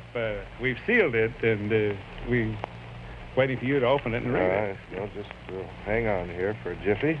Uh-huh. Old Ed will get to it. Uh-huh. Dear Eddie, on Wednesday I heard you say you would recite that old sweetheart of mine sometime. Well, you remember we got a little pushed for time there, and that's true. We didn't recite that. But she says, I like the idea very much because you don't hear people recite poetry much anymore. When I was in school, we used to have exercises on Friday afternoons when we would give readings and recitations. I wonder if you can remember anything that you memorized from school days. Well, madam, it's possible we went to the same school because on Friday afternoons we used to have to recite, too. I went to St. Stephen's Parochial up in Minneapolis. Maybe you were there. As a matter of fact, some of those recitations I gave on Friday afternoon is the reason they don't have them in school anymore. Yeah, I remember some of them. There was one started out... Oh, I used to murder him with it. It started out, you know, we French stormed Ratisbon. You know that? And I've forgotten the middle part, but it comes to the end. It seems this little fella is a little soldier, is in Napoleon's army, and he finally gets wounded, and he's got to take a message up to Napoleon, and he comes rushing up there, and he gives him the message like that. And Napoleon looks down and sees that he's bleeding, and he says, why, boy, you're wounded. And I remember the last line. I really gave it everything I had. He says, boy, you're wounded. Then I said, nay, killed, sire. And smiling, the boy fell dead. And clank, I'd go down on the floor, you know, and lie there, stricken like a polled ox. And there was the boy stood on the burning deck. Whence all but you all did that one. I remember in the 5th grade, my brother Frank had a little parody on it. The boy stood on the burning deck. His feet were full of blisters. He tore his pants on a rusty nail, and now he wears his sister's. This was great stuff back at St. Stephen's. We used to have a good... And there was Little Orphan Annie, you know, that one. Little Orphan Annie. I dug that up. I wanted to remember that, part of it. And what interested me was the way it was inscribed here, the dedicated the poem. It says, inscribed with all faith and affection to all the little children, the happy ones, the sad ones, the sober and the silent ones, the boisterous and glad ones, the good ones, yes, the good ones too, and all the lovely bad ones. Yeah. And I'll remind you the first verse here. Little orphan Annies come to our house to stay and wash the cups and saucers and brush the crumbs away and shoo the chickens off the porch and dust the hearth and sweep and make the fire and bake the bread and earn her board and keep. And all us other children, when the supper things is done, we sit around the kitchen fire and has the mostest fun a-listening to the witch tales that Annie tells about. And the goblins will get you if you don't watch out. You remember that?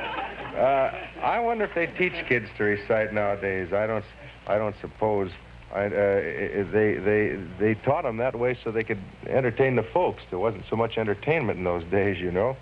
And today, when a kid wants to entertain his folks, he lends them a couple of comic books. Back at some years ago, the real entertainment was the movies. Silent movies. Movies were just coming out of their infancy, and I was too.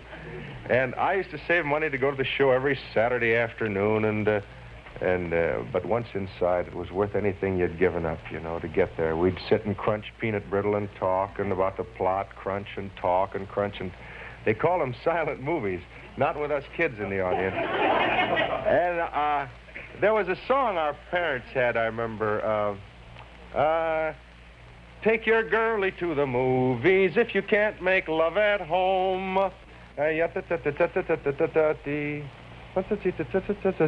Something, and take your girlie to the movies. And there was a line, though she's just a simple little ribbon clerk, close your eyes and think you're kissing Billy Burke. Oh, take your girlie to the... And there was another one about stealing kisses in the dark is just immense. Where can you get half as much for 20 cents? And there was another, I knew them all. Going to your seat, you've got a dandy chance. You can shine your shoes on someone else's pants. Take your girlie to the movies. Well, it's not like that now. You go now to crunch popcorn. Not because you like popcorn, but you eat it to drown out the picture that you've already seen. We didn't have double features at the start, I remember. In fact, if the projector wasn't working too good, we'd have half a feature. Didn't matter much. You knew what the end was going to be anyhow. The villains, the plots were all the same, and the villains, they weren't... they were really villains.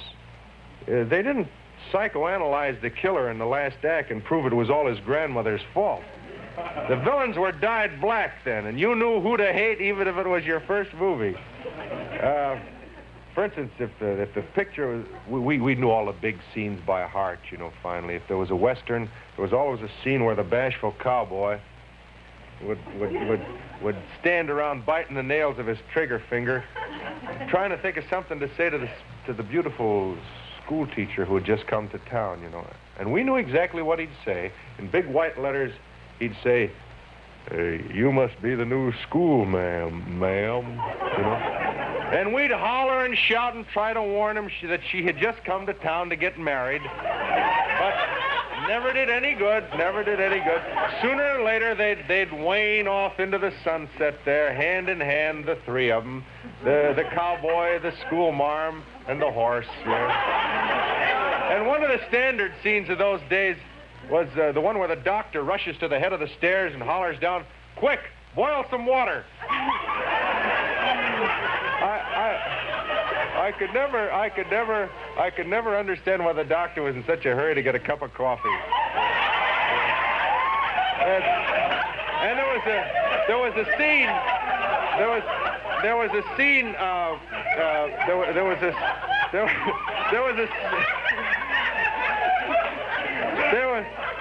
this scene which always thrilled me, where the poor farm boy, lady, this poor farm boy, he'd always turn away from the spoiled young heiress, and he'd say proudly, even though I am a common goat herd, gold cannot buy my love. You know, I belong back with my goats. And the way he'd do it. You know, today he'd say, even though I am a common goat herd, I am not stupid. Come here, you $1 million baby. Yeah. The serials, Perils of Pauline. She'd get in the... There was a song about that, too. You sat there with your mouth and your heart, all these different things. Wait a minute. Poor Pauline. I pity poor Pauline.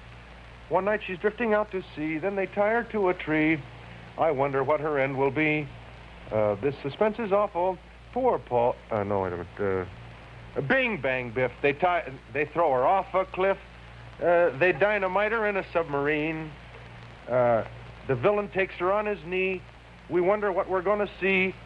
Zip goes the film. Oh, gee, poor Pauline.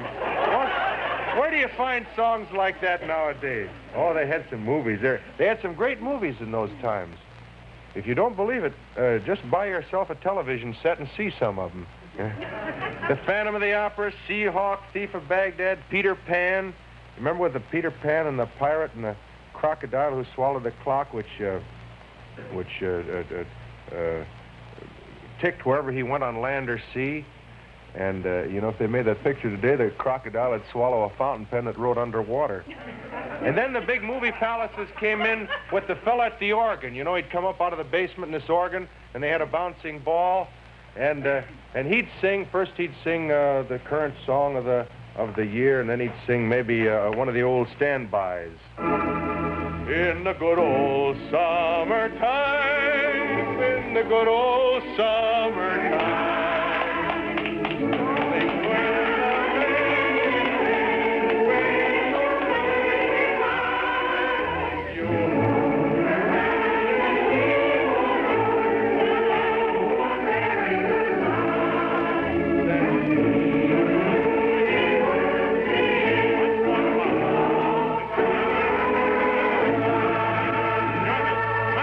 evening at this same time. Today is Friday, and there's fun for all on NBC. Why? Just listen to the roll call. First, there's Henry Here's Morgan with his disbelieving friend Gerard. Then there's a madcap session with straight man Dean Martin and that screwball Jerry Lewis. Where are you then? Why, you're living and loving the life of Riley with William Bendix. And before you can say Mrs. Calabash, Jimmy Durante takes over to charm everyone, including the ladies, in Dr. IQ's ballad. You are tuned for the stars on NBC.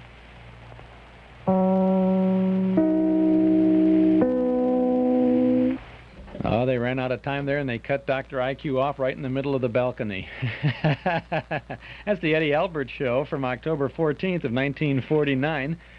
Kind of a nostalgic show. Remember, from 1949 now, Eddie Albert was talking about, Peter Pan, the movie, before Disney made his later version, the cartoon version of Peter Pan. And, of course, they had the remembering the bouncing ball and the sing-along there in the old theaters with the organ. He said, coming up right out of the basement. That's what happens. That's what's going to happen tomorrow night at the Chicago Theater for our Those Were the Days Night of Nostalgia.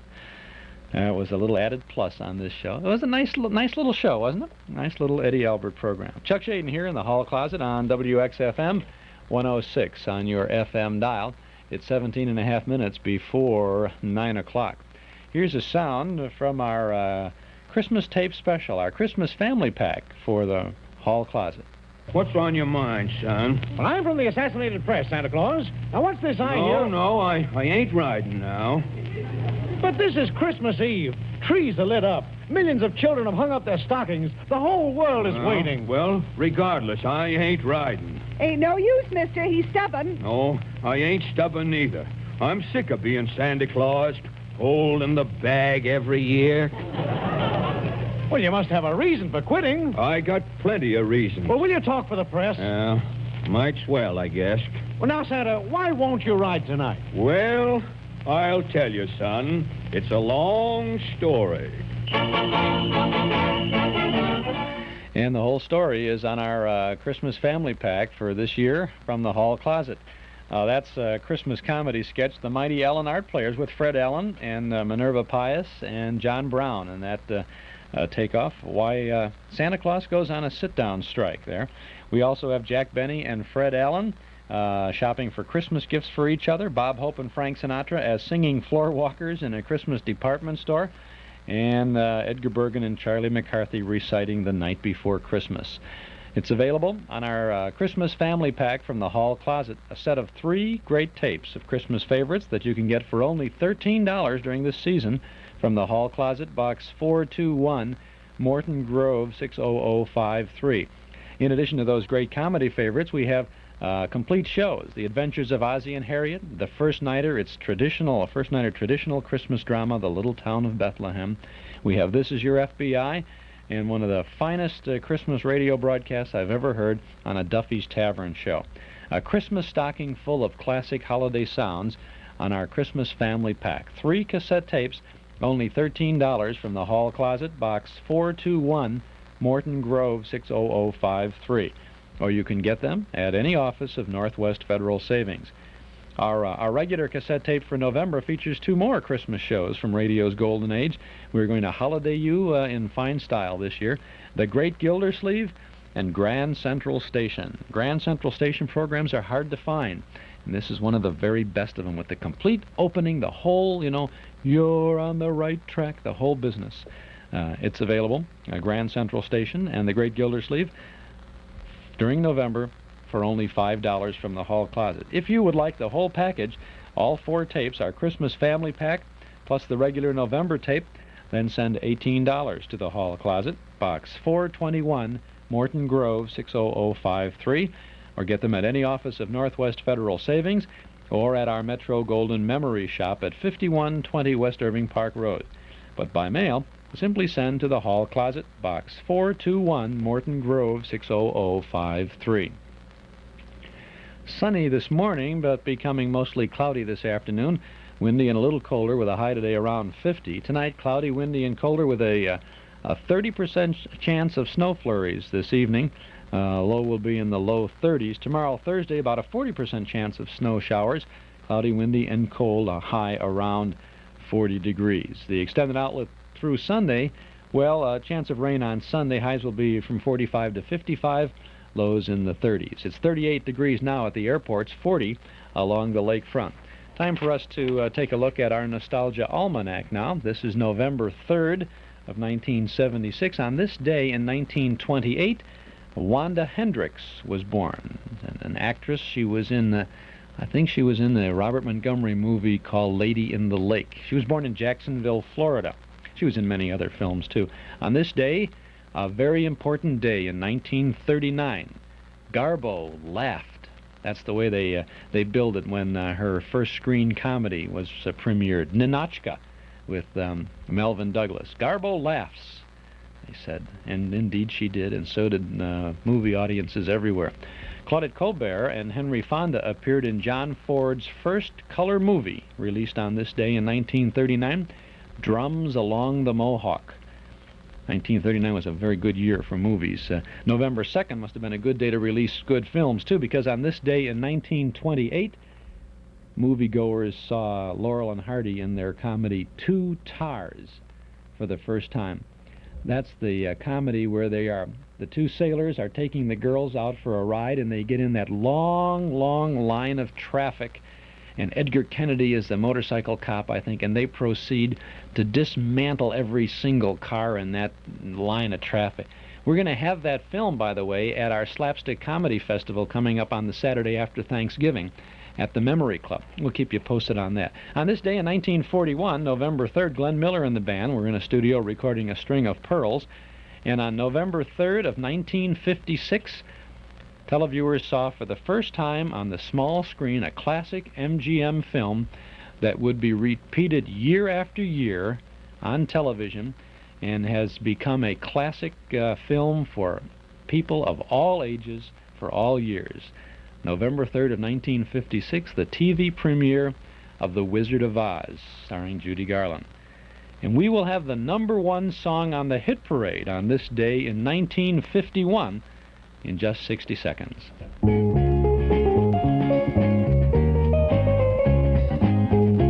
Is your bank open when you're busy and closed when you're not? Northwest Federal Savings knows that a good place to save is ready for you when you're ready. So, Northwest Federal is open 63 hours a week. If you work evenings, you can come to Northwest Federal 6 full days. If you're working days, well, then Northwest Federal's open Monday, Thursday, and Friday evenings. And if the only time you can get to Northwest Federal is 8 o'clock in the morning, that's okay, too, because Northwest Federal has early bird service every morning from 8 o'clock. You'll find 5 convenient Northwest Federal Savings Centers throughout Chicagoland's great Northwest Territory. Come into Northwest Federal Savings on your way to, from, or between work, shopping, or home. Come anytime, because Northwest Federal Savings keeps the best hours yours. It's Northwest Federal Savings time, 63 hours a week. Can you remember what you were doing around this time of the year in 1951? Perhaps we can refresh your memory. On this day in 1951, the #1 song on the hit parade was a song that was popularized by Tony Bennett.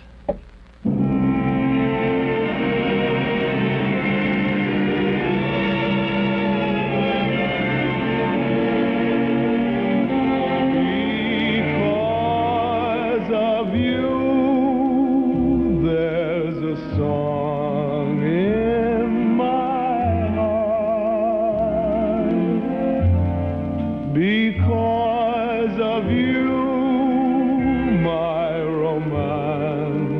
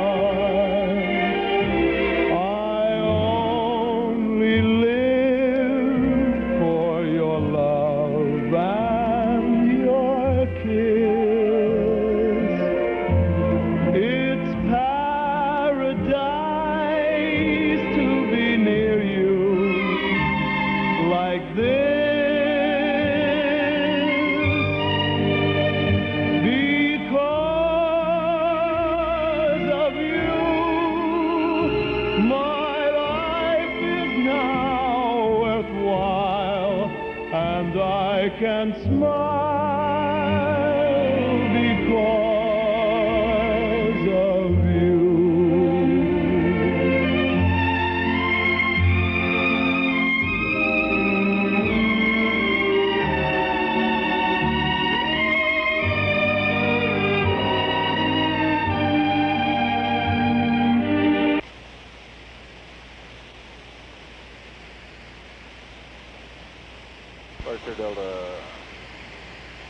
I only live for your love and your kiss.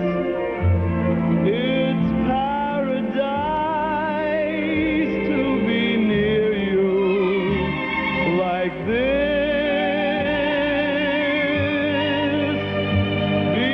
Because of you, my life is now worthwhile, and I can smile because of you.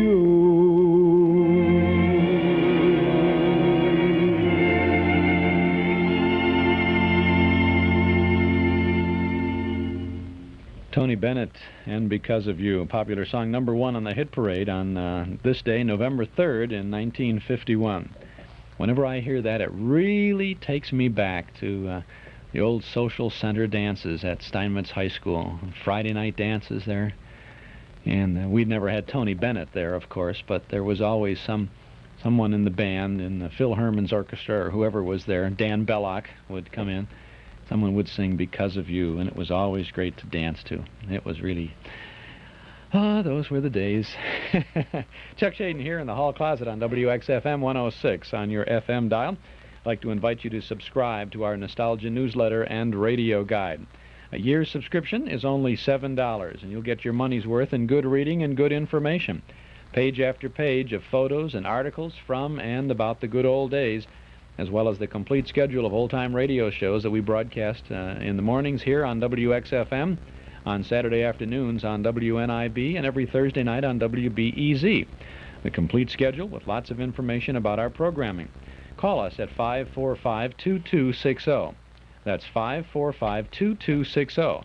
Give us your name and address. Your subscription will begin with the current November issue. We'll get it out to you right away and include an invoice for your one-year subscription, $7. Call us at 545-2260. November newsletter has articles about Jack Benny, Martin and Lewis, Cary Grant, George Raff, Bill Stearns, article about the job of a football announcer, articles about RKO Radio Pictures, Larry Clinton and the orchestra, and Dan McGuire's article about the old Chicago surface lines. All of this and more. Subscribe now to our Nostalgia newsletter and radio guide. A year's subscription, $7. Begin your subscription with the November newsletter. Call us now at 545-2260. That's 545-2260, or send $7 to Nostalgia Newsletter, Box 421, Morton Grove, 60053. Now here's an interesting little story about those big signs you see on the expressways. This is my kind of town, Chicago is my kind of town, Chicago. Hi, this is Carmelita Pope for Eye Catcher Spectacular Signs. When old Blue Eyes sings about Chicago, you should listen, because he's right, you know. Chicago is your kind of town, especially if you're a businessman or in charge of publicity for a committee or group. Thanks to Eye Catcher Spectacular Signs, Chicago is one place where you can use a low-cost electronic message to reach millions of people effectively, as well as economically. Each day, over 1.5 million Chicagoans are exposed to messages appearing on the 4 Eye Catcher signs. An additional 250,000 pedestrians get the message, too. Chicago is a city on the move, and the automobile is still the basic means of transportation. That's why 3 of the 4 Eye Catcher signs are located on Chicago's major expressways, among the most heavily traveled in the world. For instance, on the Dan Ryan Expressway at 85th Street, one of our eye catchers gets the notice of all the South and Southwest Siders driving into the city each morning and returning home each night. The eye catcher sign on the Dan Ryan, like all of our expressway signs, is two-sided and can be seen for miles. The eye catcher on the Eisenhower Expressway at Cicero Avenue makes all the west side and west suburban people aware of your message. The L trains located in the median of the Eisenhower expose thousands more to the Eisenhower eye catcher sign. The third expressway location is the Kennedy Expressway at Montrose Avenue. Over 500,000 autos pass this sign alone each day. The Kennedy eye catcher rivets the attention of North-Siders and the affluent people of the north and northwest suburbs on your message. The fourth eye catcher sign is in the heart of the loop at Randolph and State Streets. Over 250,000 pedestrians pass this sign each day, as well as 150,000 automobiles. In addition, the Randolph and State location offers an 8-foot by 24-foot illuminated attraction board under the letter changer. This permanent sign is sold separately and offers changeable messages, the availability of a full-color reproduction of your product, and much, much more. This board can be leased by the month. Compared to ordinary outdoor advertising, it's more flexible and cheaper because of very low production costs. When you purchase time on eye catcher signs, you can buy any one sign or all four. Your message can be changed each week, and best of all, the cost is much less than you might imagine. If you utilize other forms of advertising, such as television, magazines, radio, or newspaper, eye catchers will add invaluable weight and reinforcement to your message. And eye catchers reach people when they're in their car, capable of driving to your place of business. All time sold on eye catcher signs is fully commissionable to recognized advertising agencies. For a nonprofit group that wants to publicize an upcoming event, fundraiser, or dinner, eye catchers are also a perfect choice. A sign that we care about your efforts is our special public service rates for nonprofit organizations, which covers our basic costs. Yes, Chicago is everyone's kind of town, and eye catcher spectacular signs are a part of it. So if you have a message for the people of Chicagoland, use the right message boards, eye catcher signs. For information, rates, or to place an order, call area code 312-378-8600. That's area code 312-378-8600. Eye Catcher Spectacular Signs is a division of Magicus Carpet and Rug Cleaners. It's my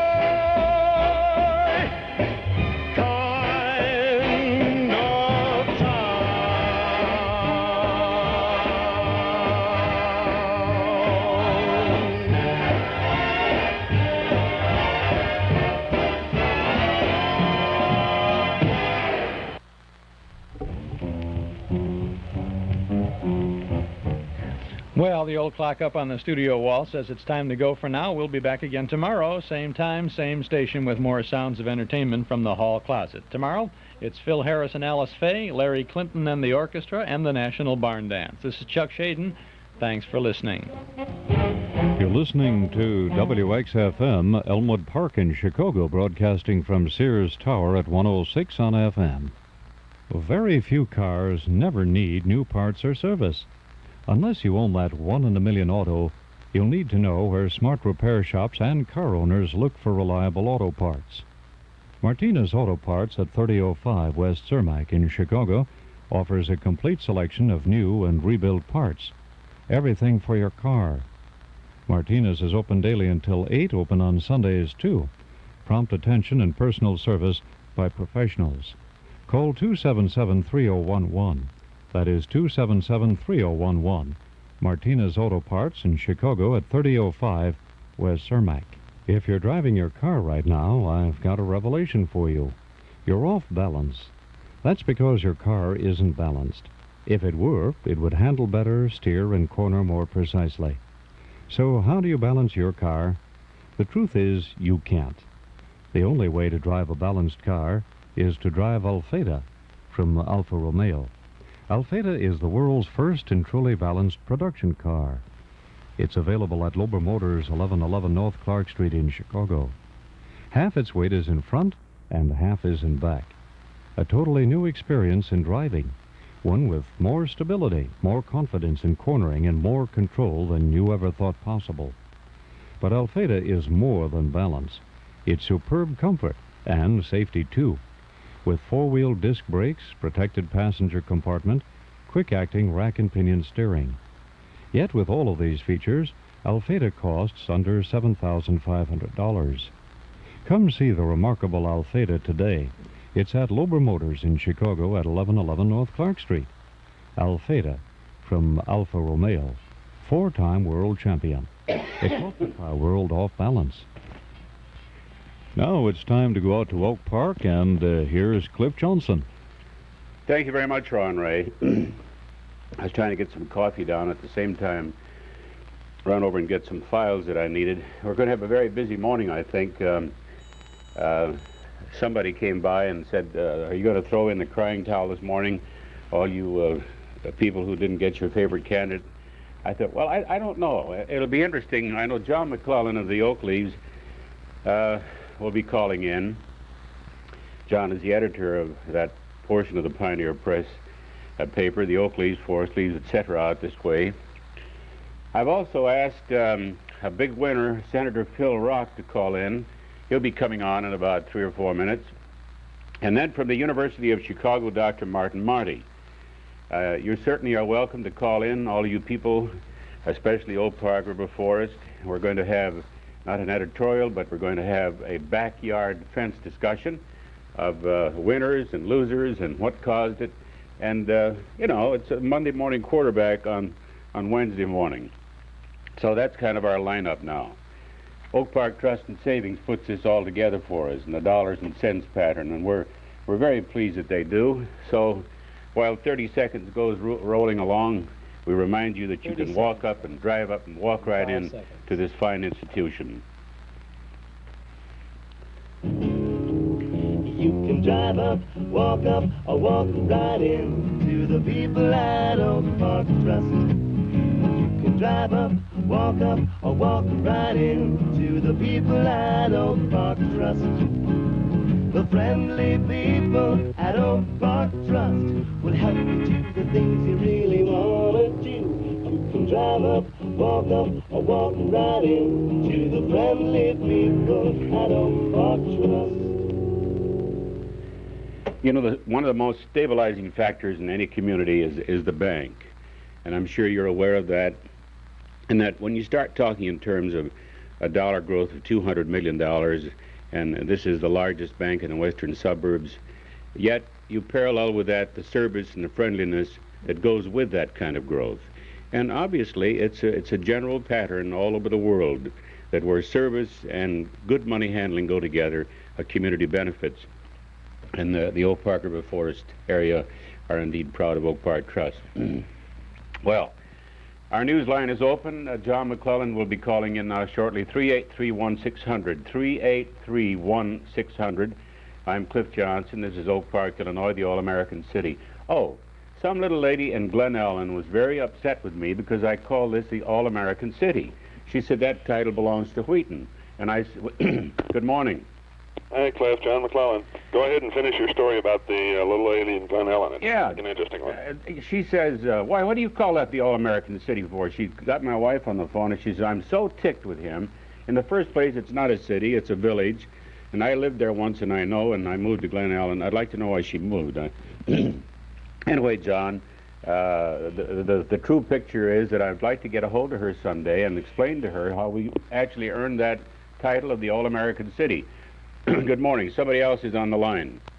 Morning, Cliff. This is Bob Ebel calling from the high school in response to your call regarding political science teaching. Ah, good. Say good morning to John McClellan. Good morning, John McClellan. Good morning, Bob. I hope you had more rest last night than most of us. I went to bed about 1:30, so I didn't stay up to the final results.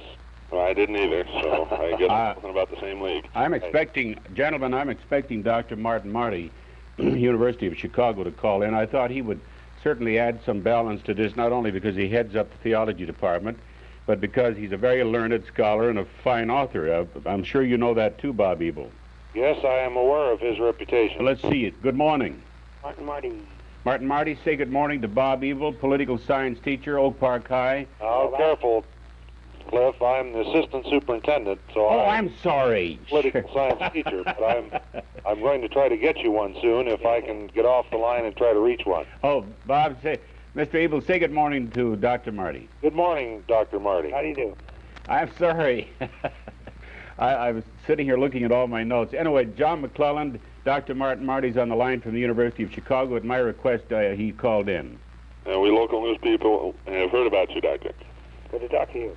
All right. Now, Bob Ebel, are you going to try to rattle out somebody for us? I'm calling to tell you that I'm going to try to provide you with a teacher as soon as possible. All right, sir. We'll be back shortly. All right. Thank you. Yeah, bye-bye. Bye.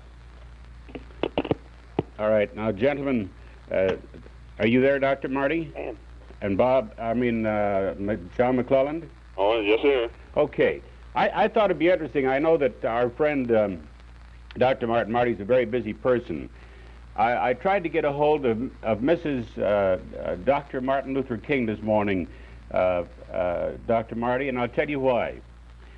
Ironically, years ago, and maybe this quote will help get the perspective of, I heard Martin Luther King say that the blacks will not only free the whites, but they will also free the blacks, but they'll free the whites. And I had that little thing in the back of my mind that where every race was close last evening, the black vote elected Jimmy Carter. What's your comment on that, or observation, Dr. Marty? That's interesting. I spent last Friday with Mrs. King on a program in Philadelphia. So Did you? I asked her. And it was interesting to me that on Sunday and Monday, after the incident at Plains Georgia Church, she made a point of flying to Los Angeles to give support to Mr. Carter. Well, I think there's no question about it that the whether or not the black vote will free us, or who is to be freed from what, for what, by what means, I'm not sure I can answer. Mm-hmm. But that the